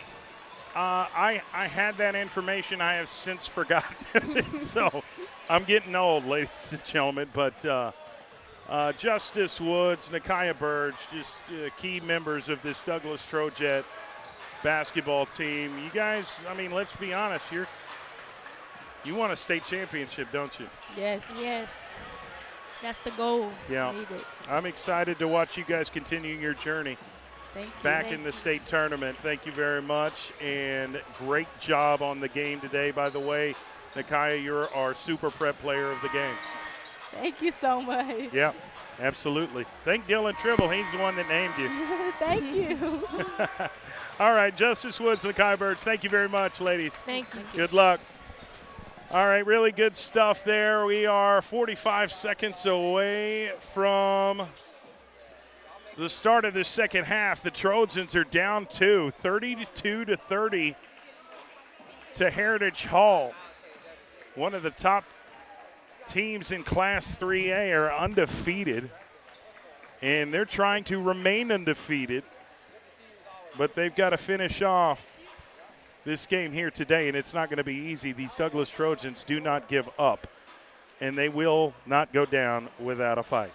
Dylan. Yes, sir. Yes, sir. Thoughts yes, sir. on the first half? Hard, physical first half of basketball.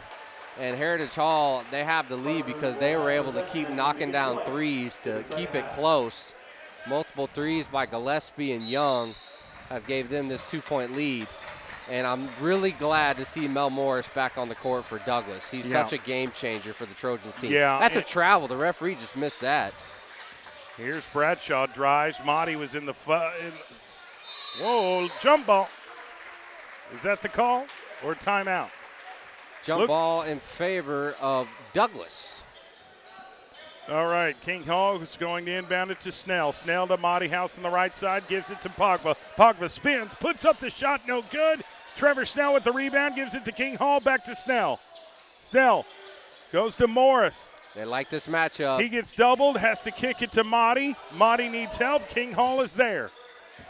Fakes right, goes left, Monty to Snell. Snell calls for a screen, gives it to King. Back to Snell. Top of the key, left side. Now in the corner to Pogba. 3-point shot. Can't get it to fall. Loose ball. It's Heritage Hall. Get the ball. Here comes Southers. Gives it to Embro. Embro in the paint. Spinning. Almost 3 seconds. Well, I guess that would be a defensive call. But okay. Timothy Young. Trying to shake off Trevor Snell, goes in the corner to Southers. Southers drives, puts up the shot, and it bounces. No good. Pogba comes up with it. Douglas gets the ball back, down 2. Here's Trevor on the right side. Fires it to King, left side to Pogba, now in the corner to Motti. Drives baseline, has to kick it back out. Trevor Snell wide open for 3, no good. And Snell almost got the rebound, but tips it out of bounds. Yep, Snell had a wide open look, and they've gotten good looks. The shots just aren't falling for Douglas. They're only down by 2. Heritage Hall is going to bring it up with Embro. Xavier Embro on the right side, trying to get in front of Motti. Left side to Embro, top of the key to Timothy, in and out, no good. Monty House gives it to, finds Mel underneath, puts up the shot, and one. What a play by Jamel Morris. What a great find to see Mel streaking down the court. He beat the defense. The defender caught up to him, fouled him, and somehow Mel gets the basket to go into the hoop. So now it's going to be a tie game, chance to take the lead. Mel Morris, he got that, the wound taped up on his head. And the free throw is good for Mel. So now it's a Douglas 1-point lead. Heritage Hall down 1 with the basketball. Gillespie in the corner to Bradshaw. Jump shot, no good. Gets his own rebound, puts it up, draws the foul. He'll go to the free throw line. I don't know how he got that offensive rebound. Yeah, that was Boogie Bradshaw. Just followed his missed jumper, gets his own rebound, and creates some contact. Fouls on the floor. Embro to throw it in. No good. Rebounded Jamel Morris. Trevor Snell on the left side. Right side to Morris. Drives the paint. Jumps up. Puts up the shot. Got it to go. Big time shot by Jamel. Now it's up 3. Douglas with a 3-point lead. Heritage Hall with the basketball. Goes right to Gillespie. He's going to try and tie it up. No good. Rebounded Trevor Snell. Trevor pushing. Goes left. Morris, jump stop, puts up the shot, no good. Rebounded. Zio Pogba puts it up, can't get it to go. Another rebound, and they're fighting for it, and it's a jump ball. Missed opportunity right there by Douglas. They had a couple good looks close to the rack. Couldn't get it to go in, so it's a jump ball situation. Heritage Hall gets the basketball, down 3. Chargers really quick to get down there. In the paint, jump shot, Embro, no good. Monty House at the board. Passes to Pogba on the left side, gets across half court. Still has the basketball, needs help, gives it to Monty for 3. No good. Fighting for a board, it's Bradshaw of Heritage Hall. He fires it down, 2-on-1. It's Monty House is the guy down there, and he creates enough pressure to make Heritage miss the shot, recovered by Douglas. Trevor Snell now in the corner to Monty. Monty to Pogba, wide open, 3, nails it down.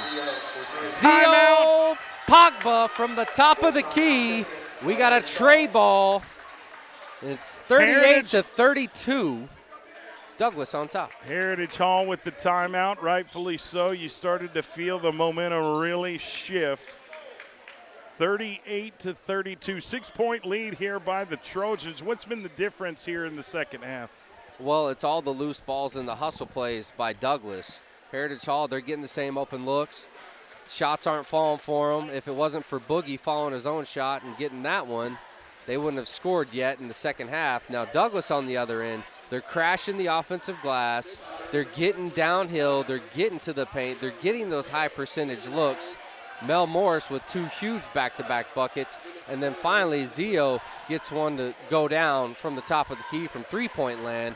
And now the score is 38-32. Little momentum shift. Heritage Hall could feel it. They call a timeout. We'll see what they do out of the timeout.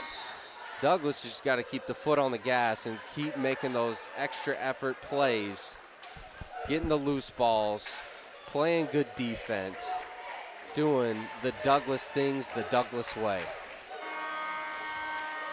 4:27 That's exactly right. left in the third quarter of basketball.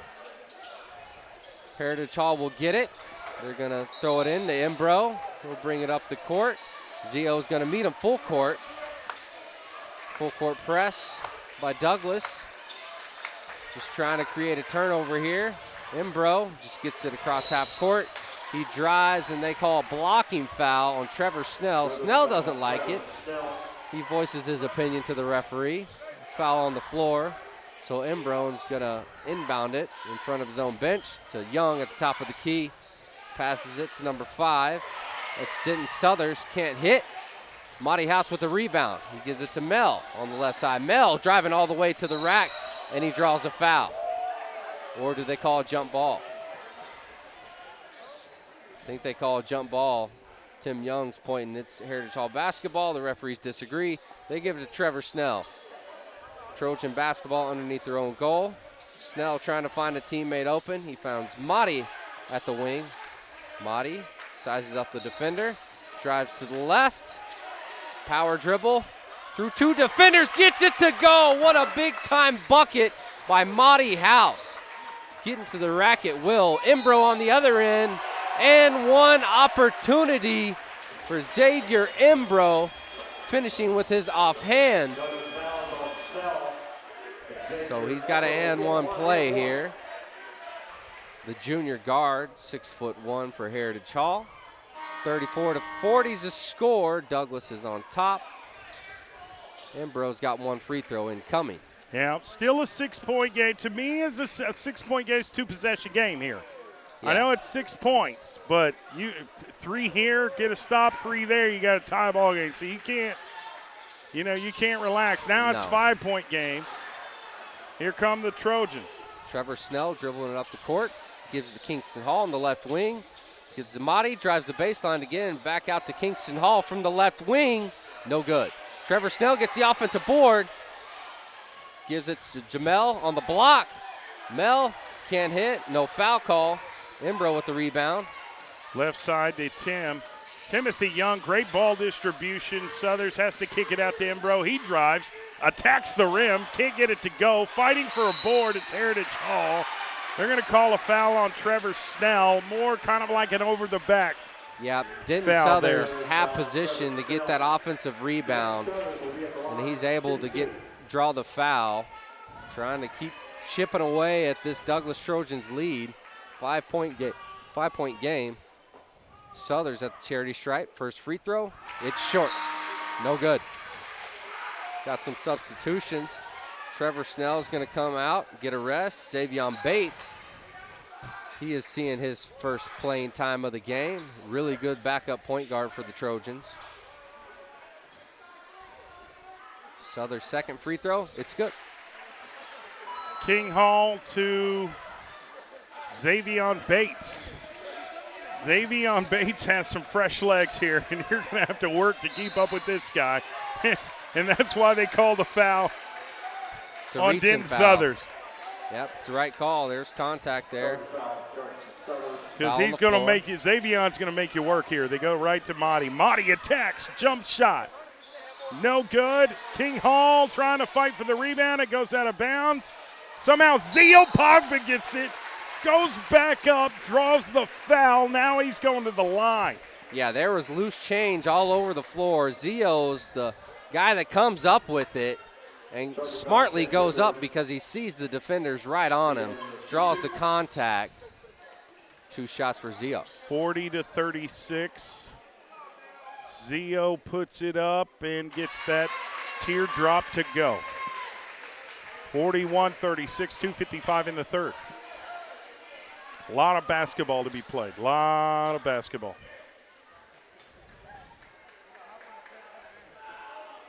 Puts it up. No good. Braylon Bradshaw. Oh, and they're going to call a foul on Kingston Hall, blocking foul. Yep, trying to be aggressive and create a turnover over there close to the out-of-bounds line, but he gets whistled for the foul, so now it's Imbro. Well, and now they're in the bonus. So you've got 5 fouls here this quarter with 2:52 to play. This can be dangerous. Yeah, you're right. Because every foul that Douglas commits for the rest of the quarter will result in free throws for Heritage Hall. Imbro's good on the first free throw. So with that in mind, I would imagine Heritage Hall plays very aggressive and drives, trying to create the contact. Imbro knocks that down. Gets to the 38 mark. Scores 41-38. Douglas with the basketball. Pogba gets it baseline, goes up with it, no good, and a foul is called. I think Pogba is going to the line again. Yeah, I mean, he's having his way getting to the rack. It's just a matter of if he makes the layup or he gets fouled. That time he does get fouled once again, so he's at a familiar place, the charity stripe. Timothy Young got called for the foul. I think Heritage Hall is going to put in Porter Gillespie and Austin King for somebody. First free throw for Zio, it's good. Makes it a 4-point game. All right, they're going to keep Timothy Young in there. Denton Southers is coming out as well as Ben Whitworth. So good free throw shot to go up 4 by Zio Pogba.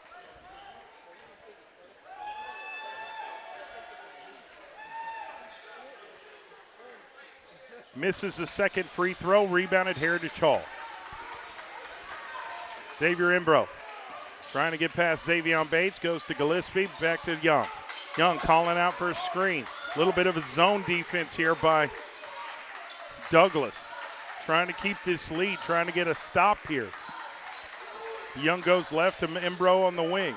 Back up top to Young, back to Imbro. Back to Young. High post, down low to King, puts up the shot, got it to go. Yep, they found a cutter on the baseline. Austin King cut to the rack and got the shooter's roll. Here's Xavion Bates. Goes right off a screen from King. Back to Bates, goes left. Now gives it to Hall. Fakes right, goes left, now kicks it to Pogba. Pogba, baseline jumper, got it. Beautiful pull-up fadeaway jumper by Zio. Makes it a 4-point game again. Here's Imbro on the other end. Puts Can't it up. hit. Morris. Right side to Xavion. Xavion Bates kicks it in the corner. 3-point shot by Pogba. Got it to go. Great job by Bates to find the hot hand, which is Zio Pogba from the corner with a huge tray ball to make it a 7-point game. Biggest lead of the game for the Douglas Trojans, 7 points, 47-40, minute 33 left in the third. I'm guessing Heritage Hall called the timeout there. Yeah, Okay. yeah, they They wanted to stop the bleeding right there. With that tray ball from the corner, like you said, made it the biggest lead of the game for Douglas. They're up by 7 now, and Zio has had a lot of the recent buckets for Douglas. He's just carrying his team right now in this third quarter of basketball, keeping this lead. So Heritage Hall will get the ball now, try to cut it. They got 1:33 until we get to the fourth quarter. Now remember, they are in the bonus, so wouldn't be shocked if they play very aggressive offensively, trying to draw some fouls. It'll be Embro to bring it up for the Chargers. Here we go. Embro on the left side. Pogba there to guard him. They go left to Porter Gillespie. Turnaround jumper knocked it down real quick. He's got a quick release. You've got to be right there on him. You never know when he's going to pull up. Big time bucket by Gillespie. Here come the Trojans. Monty House on the left side. Goes right. Now the left. Jamel Morris. Morris drives left, spins, kicks it to Hull for 3. No good. Fighting for the board. It's Heritage Hall. Embro comes over it. Somehow it's 4 on 2. They give it to King off the layup. You got to call a timeout here maybe if you're Coach Alexander. He's refusing to do so. Douglas was up 7. Now they're only up 3. 35 seconds left. Monty House is going to let this thing tick down. And he's going to take the last shot or see where he can get a shot off if he goes to somebody else. Yep, just listen 20 to Coach seconds Steve. left. Fakes left, goes right. Letting it tick down. Goes right to Bates, back to N. Kim House Jr. Motti goes right. Spins, attacks, gets the bucket into the third quarter. Trojans increase their lead, 49-44. What a possession by Monty House Jr. Yeah, great execution by him. He's listening to Coach Steve right over here by the bench in front of us. Milks the clock. He waits until it's the right time to strike, gets downhill, and finishes once again at the rim for a layup. Huge bucket by Monty House. Let's take a 30-second timeout. We'll come back with 2 more Tuesday night basketball here on OKC Sports Radio 105.3, streaming live on PPBC TV. We'll be right back.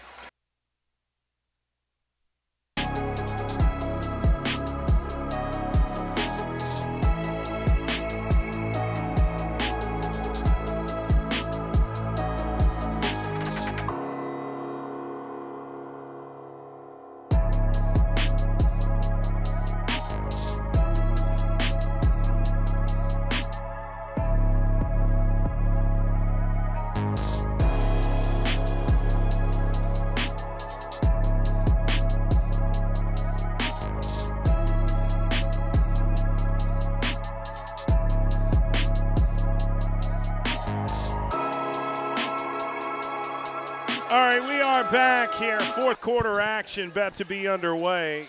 Trojans up 49-44. Douglas with the lead. Heritage Hall with the basketball. Heritage Hall has not lost a game yet this season. And now they're down 5. Xavier Embro. Jump stop in the paint, off the glass, got it to go. Now it's a 3-point lead here. Gillen? Yeah, back to back. Back and forth we go. Both teams just keep answering the call to keep it a close game. Xavion Bates on the right side. Whoa, almost got called for a travel or a carry. Ball goes out of bounds. With the Trojans. Porter Gillespie did not like that. Yep, it was he right in front. He did not believe in that call. No, of course he doesn't. It's against his team. But it does stay with the Trojans. They got a 3-point lead now. Could be Monty House, top of the key. Monty left side. Gives it to Hall. Drives. Splits the team. Puts up the shot. No good. Jamel gets the rebound. Put back is fouled. He'll go to the free throw line. Yeah, he's a skinny guy, but he just knows how to position his body and fight for those rebounds over the bigger defender, which is Boogie Bradshaw. Mel Morris, man, he's just so relentless. Never give up attitude. Now he's got 2 shots. Jamel Morris knocks it down. Score is 50-46, 4-point difference here. I mean, it's been like this all game. I think the biggest lead that we've seen has been 7. I think 7, yeah. Yeah, Douglas was up by 7 in which at one point. Heritage Hall quickly, got back closer. So here we are at 4. Loose ball, recovered by Isaac Dorsey. Almost got it stolen back, but Dorsey's going to hand it off to Monty House, who had that really good bucket, and they're going to call a reach-in foul on Xavier Imbro. Yep, that's the right for call. Heritage Hall. And that is team foul number 2 this quarter. That's something, you get to that 5-foul bonus, there's 7 minutes left. Yeah, a lot of basketball left. And Douglas, this is an aggressive basketball game. Oh, for sure. Very physical. Here's Marty. Here's Marty on the right side, gets it to Zio. Deep jump shot, no good. What a rebound by Dorsey. Put back is no good. Melly gets the rebound. Put back is no good. What's the foul going to be on? I'm really interested on this call. I think they're going to call it on Jamel. It's on Jamel. Yeah, it's on Jamel battling down there with Boogie in the paint. So Heritage Hall down by 4 with the basketball, 6:45 left in the game. Okay, Heritage Hall. Now they get it to Gillespie on the left side. 3-point shot. Told you. Yeah, he's got that quick release. You can't leave him open long. He will knock that down, and now it's a 1-point game. Trojans with the 1-point lead, kicks it in the corner. Dorsey should have pulled up. He gives it to Monty House instead. Monty gets double teamed, needs help, goes to Dorsey, drives the paint, gives it to Hall. He wasn't even looking to score. Here's Monty, drives, spins, and now they're going to call a reach-in foul on Heritage Hall. Yep, that's foul number 3 for Heritage Hall. We just mentioned it. If they can get to that 5-foul mark and get in the bonus, they can really control what they want to do offensively. Got a steal by Heritage Hall. Here's Young. Puts up the shot. What a bucket by him to take the lead by 1. The Chargers are not going down without a fight. If Douglas wants to win this game, they're going to have to fight too. Here's Monty House trying to get past Embro on the left side. 4th foul on Heritage Hall this quarter. That's going to be on Xavier Embro. Team foul number 4. One more is going to put Douglas at the line. Yeah, what's crazy is that they're fouling them so far away from the basket. I mean, I know they're going for the steals, but they didn't have a great chance. Just not a smart foul if you're Heritage Hall, but Douglas will definitely take it that. Trevor Snell with the basketball. Left side. Trying to get it down low, but has to give it up to King Hall on the outside. Jamel Morris is trying to, get the ball on the block, but Heritage Hall is doing a great job of occupying him. Here's Trevor Snell to Hall. Hall, top of the key, high post to Mel, back to Snell. Snell going to restart this half-court set, but he's being defended by Denton Southers, who's playing really well. Now gets it on to Mel. Baseline jumper. Can't get it to fall. Loose ball goes out of bounds. It will remain Douglas. Yep, that's out of bounds on Heritage Hall. They couldn't corral the rebound, so Douglas gets another chance to try to get the lead back. Any bucket here would take the lead for Douglas. Baseline. I'd look for Zio right here. Monty He's had the hot House hand. needs to get rid of it. Goes to Jamel Morris. Now up top to King Hall. Fakes right, goes left. Drives, kicks it to Monty. Monty on the wing. Drives, splits, jump stops, puts up the shot. There is a foul on Heritage Hall. Monty House is going to the line. And that is foul number 5 on the Chargers. That's huge for Douglas. And Douglas only has one team foul here in the fourth quarter. This game has free throws written all over it. Yep, clutch free throws right here for the junior Monty House of Douglas. Got to have these.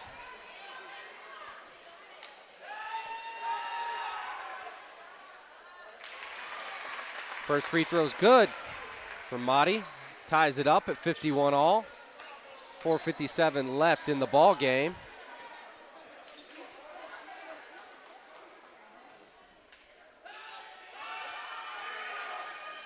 Got that one to go. 1 point lead by Douglas. Here's Heritage Hall down one.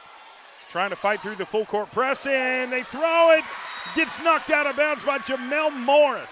Yep, almost played defensive back right there. Almost got an interception, but it will stay with Heritage Hall. Timothy Young will throw it in. Great communication by both teams. These are two of the best teams in the state. Listen, these guys are going to be in the state tournament. Here's Braylon. Boogie Bradshaw. Get called, I think that's going to be on Monty House. Yep, foul on the floor. Second team foul this quarter for Douglas. Southers to throw it in. Heritage Hall with the basketball down one, 52-51. They throw it to Braylon. He bullies his way up there, puts up the shot. He'll get fouled to go to the line. That might be on Morris. It is. Jamel Morris. So Braylon Bradshaw's going to go to the line for two. If he makes both of them, then it will be Heritage with a 1 point lead. If he makes one of them, they'll tie it. And he makes the first one. Tie ball game, 52-52. 4 minutes, 42 seconds left in the basketball game. Tension is tight here on the campus of Heritage Hall between Douglas and Heritage Hall Chargers. Boogie misses a second free throw, so we're still tied up at 52. Monty House with the ball, bringing it up the floor right there at half court. Right far off the logo, calling out the play. Goes left, drives, loses control, comes up with it, turns around, puts up the shot, no good. Trying to tip it in, fails. Heritage Hall gets the ball. Porter Gillespie on the left side. Now the right side to Southers. Heritage Hall, Braylon Bradshaw drives, splits the double team, puts up the shot. They're going to call a foul on Monty House. Bradshaw's going to the line for a chance to take the lead for Heritage Hall. Yeah, the last few possessions, Heritage Hall has made sure that Boogie Bradshaw touches the basketball, and he is just putting his head down and getting to the rim, drawing fouls. He's putting a lot of pressure on this Douglas defense, and he makes his first free throw to take the 1 point lead.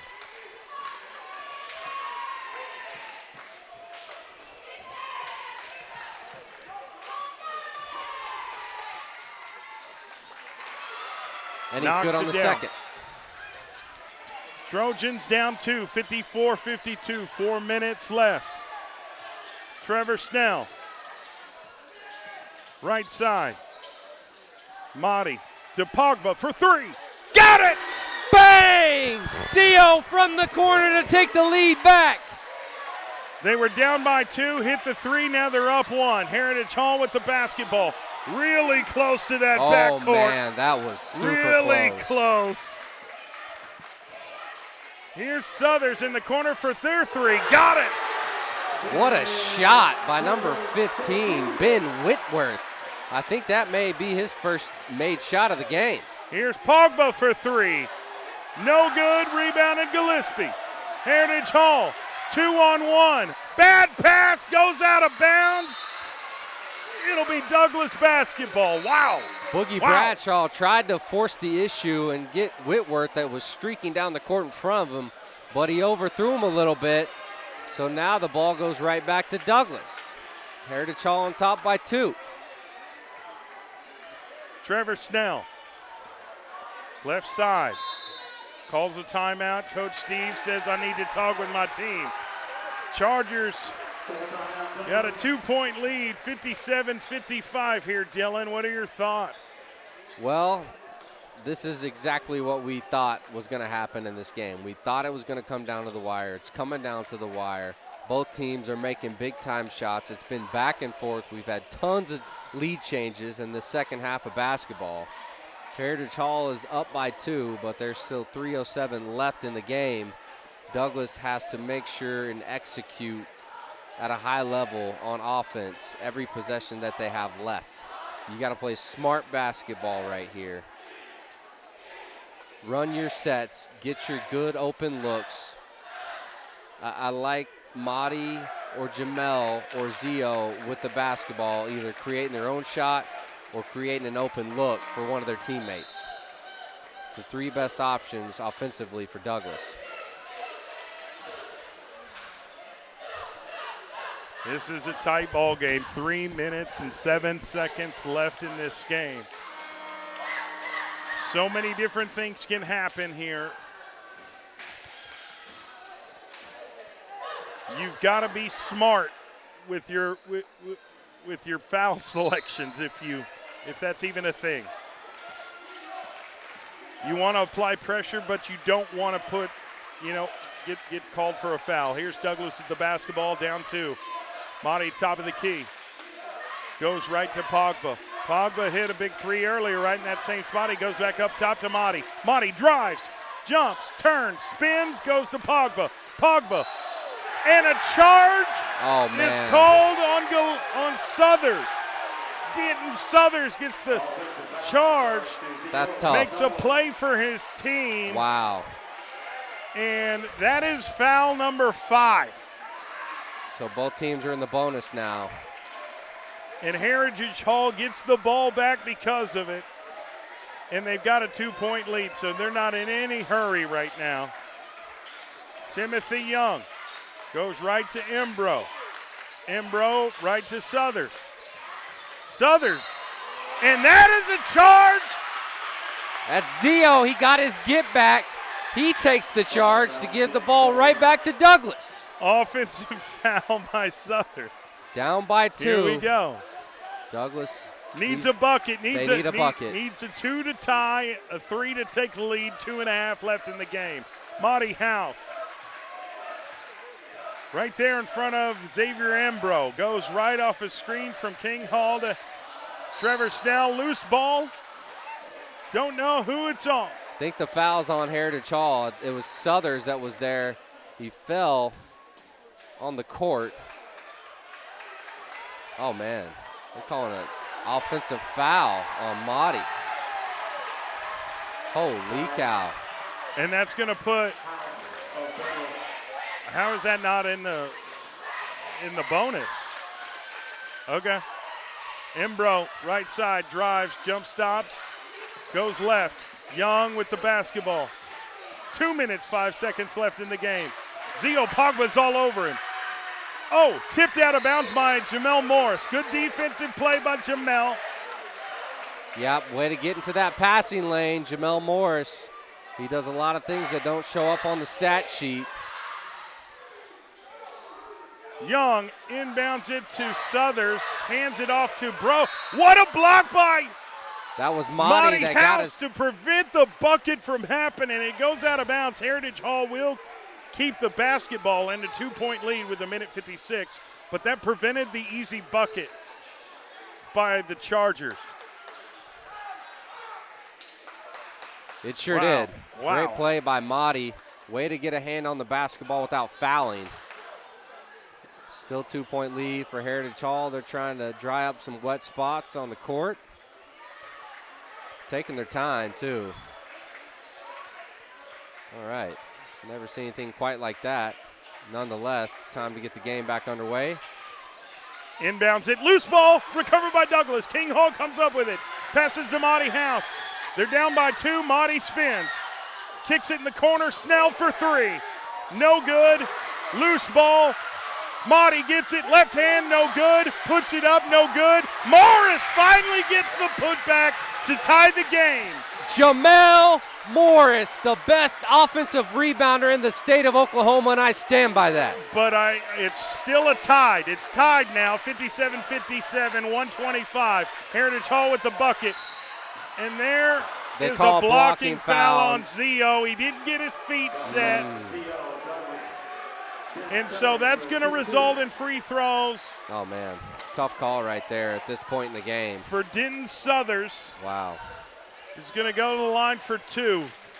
We're about to check just everybody's pressure here. We literally said it was going to come down to free throws, didn't we? Right. And that's what we got. We're not surprised by this. We're not surprised by this. Here we go. How well can Denton Southern shoot free throws under pressure? Not very good on the first one. Yep. The pressure is a Not real very good thing. on the first one, but the second one still gives you a 1-point lead if you can make it.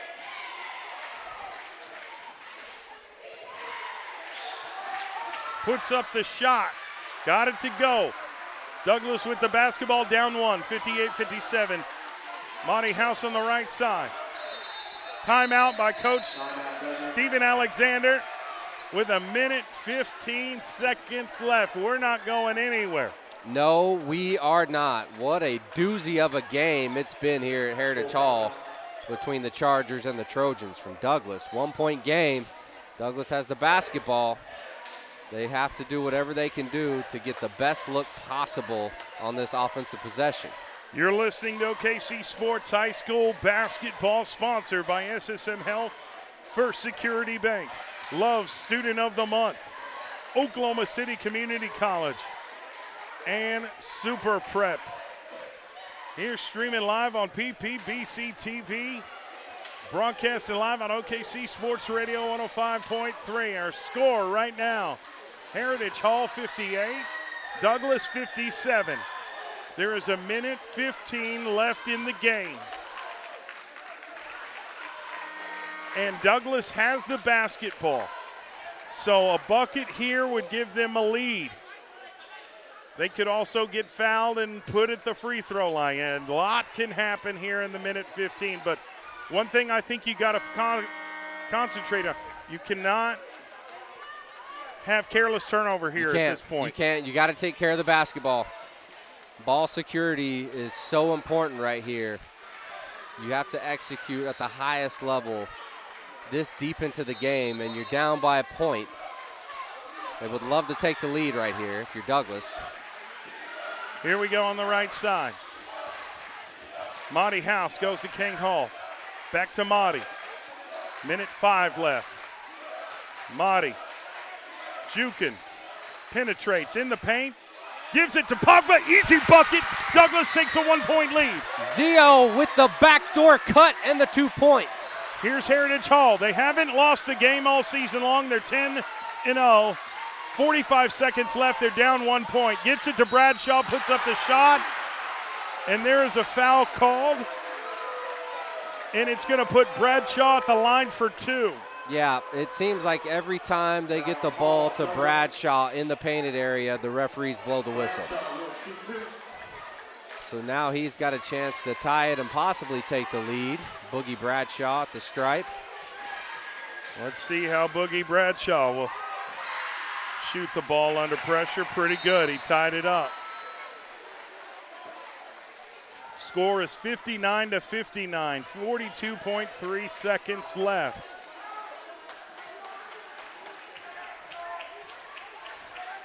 Bradshaw puts up the free throw, misses it. Douglas gets the rebound, tie game, 39 seconds left and counting. Let's see if Kim House brings this to a 1-possession game. I feel like Douglas is going to wait and take the last shot. That's what I'm saying. We're 25 not gonna give seconds Hall left. An opportunity. There's no shot clock, so Trevor Snell's going to dribble this down. And it'll be interesting to see who takes the last shot, but it's Douglas that wants to take the last shot. They go to Motti. Motti dishes to King Hall, loses control, throws out of, it's recovered by Motti. 5 seconds left, and there's a timeout. Timeout by Coach Alexander with 3 seconds left. 3.8 left. Oh my gosh. What an intense basketball game.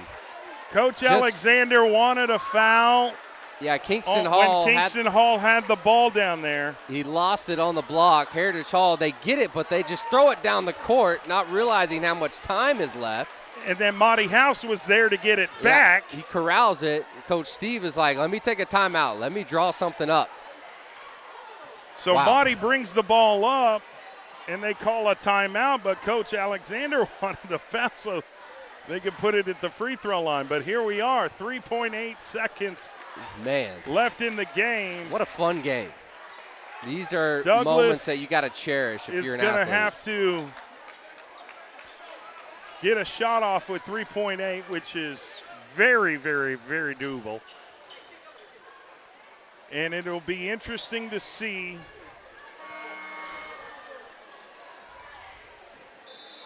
what happens here. You see Coach Alexander talking to his team. Let's see how resilient these Douglas Trojans are. Again, Heritage Hall hasn't lost all season long.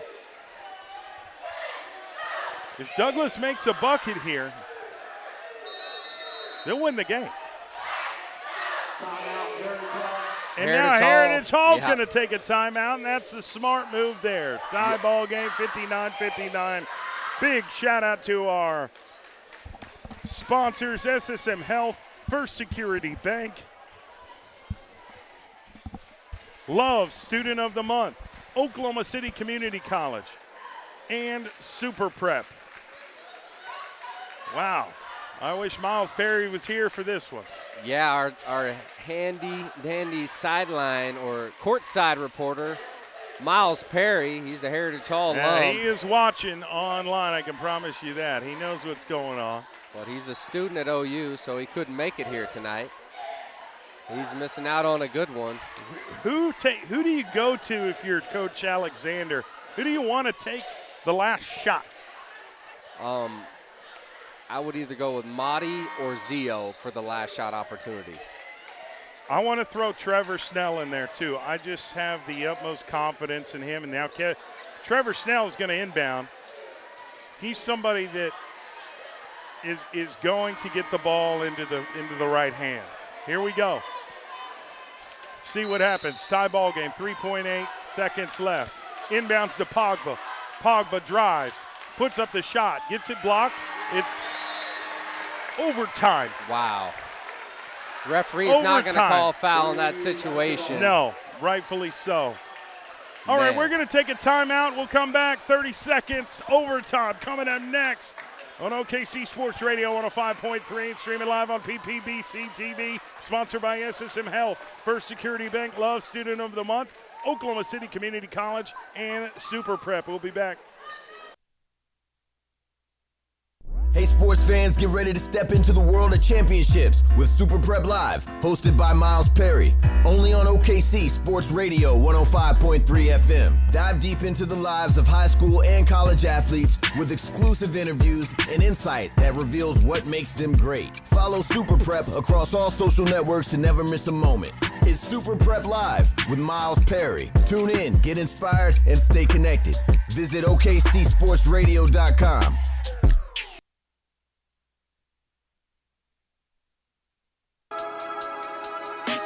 And we are back. It's overtime here at Heritage Hall between the Douglas Trojans and the Heritage Hall Chargers. The ball game is tied 59-59. It has been an absolute dogfight on the basketball court. It's been really, really impressive. Leading point scorer tonight for the Douglas Trojans has been Zio Pogba. Yeah, he's got a 22 piece on the night. You had Monty House with 17 and Jamel Morris with 13. Heritage Hall with the basketball. They go to Braylon Bradshaw, who gets the easy bucket. Heritage Hall takes a 2-point lead with under 4 minutes to go. This is overtime, ladies and gentlemen. Trevor Snell calling out the play for his teammates. Needs a screen. Needs a runner. Goes left to Madi. Madi fakes left, goes right. Gonna backpedal. Waits on a screen from Mel. Drives, baseline, gets double team, loose ball, and there's a reach and foul on Heritage Hall. It's gonna be on number 13. That's gonna be on Boogie Bradshaw. I definitely saw the arm move, so there was clearly contact. Could see it from up here. So Douglas keeps the basketball. They're down by 2, 3:28 left in overtime. It's going to be Mahdi at the free throw line. These are huge clutch free throws for the junior.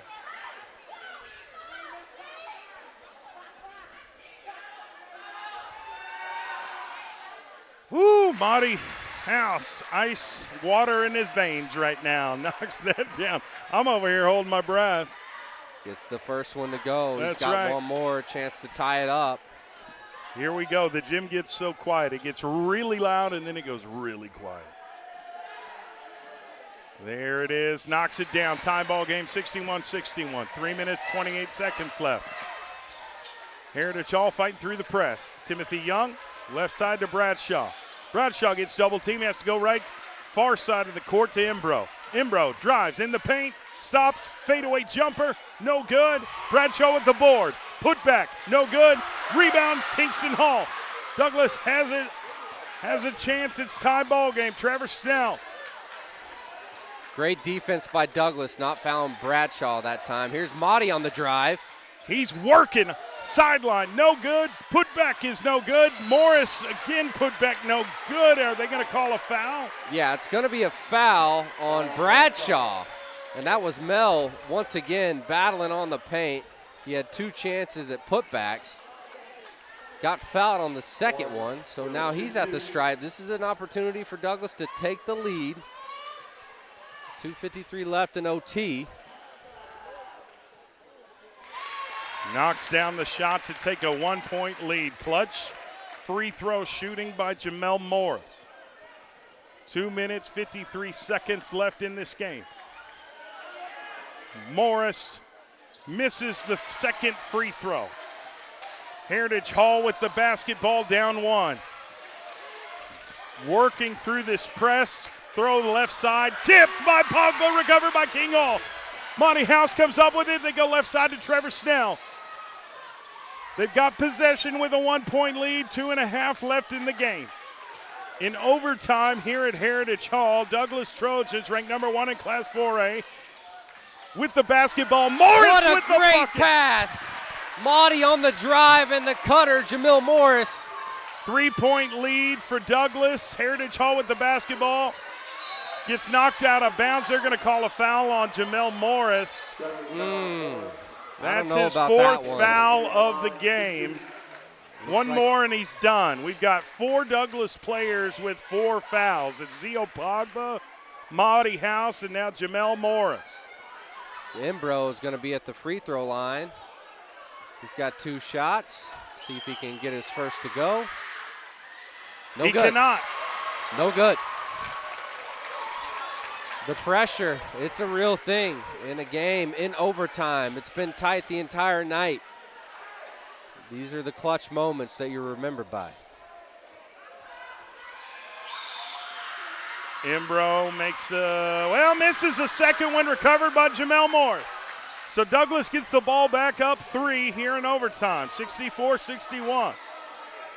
Monty House, in Kim House Jr. with the basketball on the right side, drives, spins, gives it back to Snell. Snell trying to take some time off this clock, goes to Kingston Hall. Hall goes left, hands off to Pogba. Pogba to Hall. Kingston had a wide open look, but he's more interested in taking time off the clock. They've already got a 3-point lead. Mahdi House to Trevor Snell, Snell to Mahdi. 1.5 left in overtime. Down low to wide open Trevor Snell for the bucket to take a 2-possession lead. It's like the defense forgot about Trevor Snell. Nobody was around him down in the paint. Coach Alexander saying don't foul, don't foul, don't foul. Oh, what a tip. Stolen by Morris. Lift off. Bang. Oh, my goodness. Jamel Morris with the hammer fast break dunk. And they're stolen again. Pogba on the left side. 55 seconds left. Trevor Snell to Pogba to King Hall. Trying to milk clock. They've got a 7-point lead now. It's been all Douglas basketball. And what led to this 7-point lead? The defensive pressure, getting into passing lanes, getting steals, and the clutch free throws. Now it's the senior Kingston Hall at the charity stripe, trying to increase this 7-point lead for Douglas. 48 seconds left in overtime. Kingston Hall no good on the first.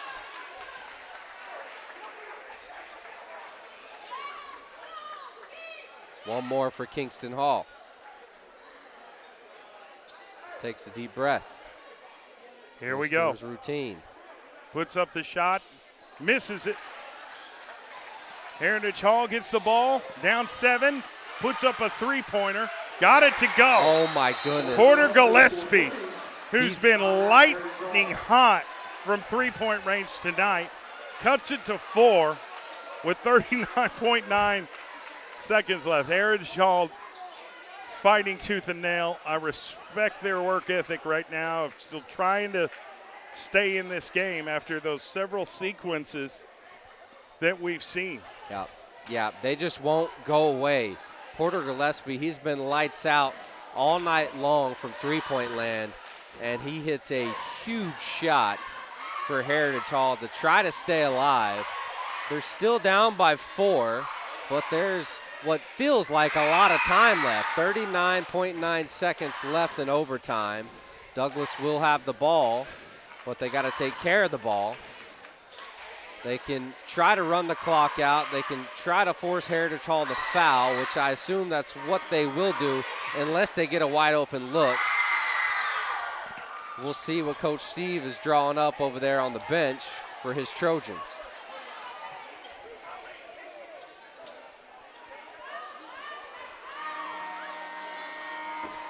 Unbelievable. Heritage Hall going to apply a full court press and try to get a steal. Monty House to inbound it.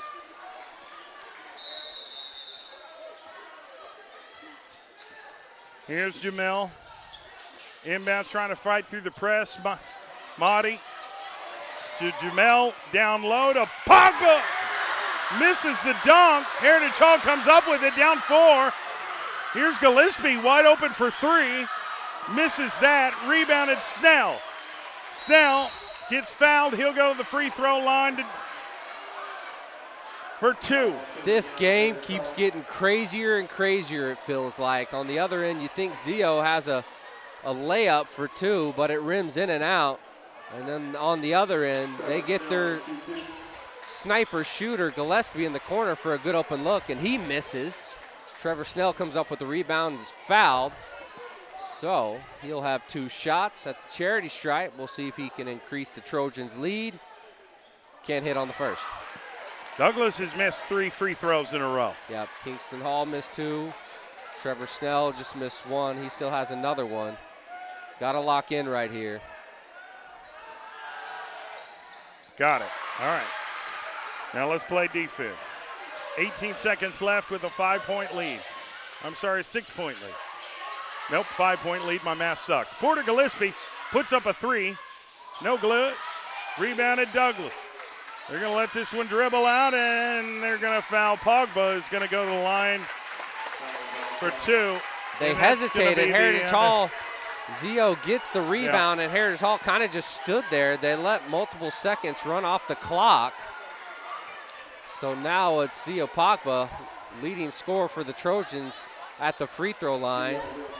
69-64, Douglas is on top with only 4 seconds left.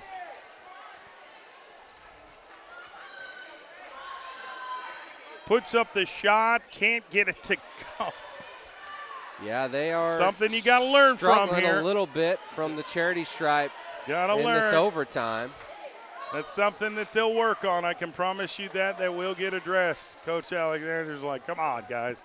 You got to knock down these free throws. There we go. 70-64. Just don't foul and the game's over. The Douglas Trojans come into enemy territory and take down the undefeated Heritage Hall Chargers at home. What a big-time game and a big-time win for the Douglas Trojans out of the east side of Oklahoma City. Wow. Overtime win for them. I know that feels good for Coach Steve to come in here and beat his old team that he was an assistant coach for. 70-64 is the final from Heritage Hall. The Trojans are victorious once again. They're on a 2-game win streak now. Epic game, Dylan. Who is our Super Prep player of the game, my friend? This is going to be tough. It's number 5, Zio Pogba. When they needed a big shot, they went to him. He hit the 3.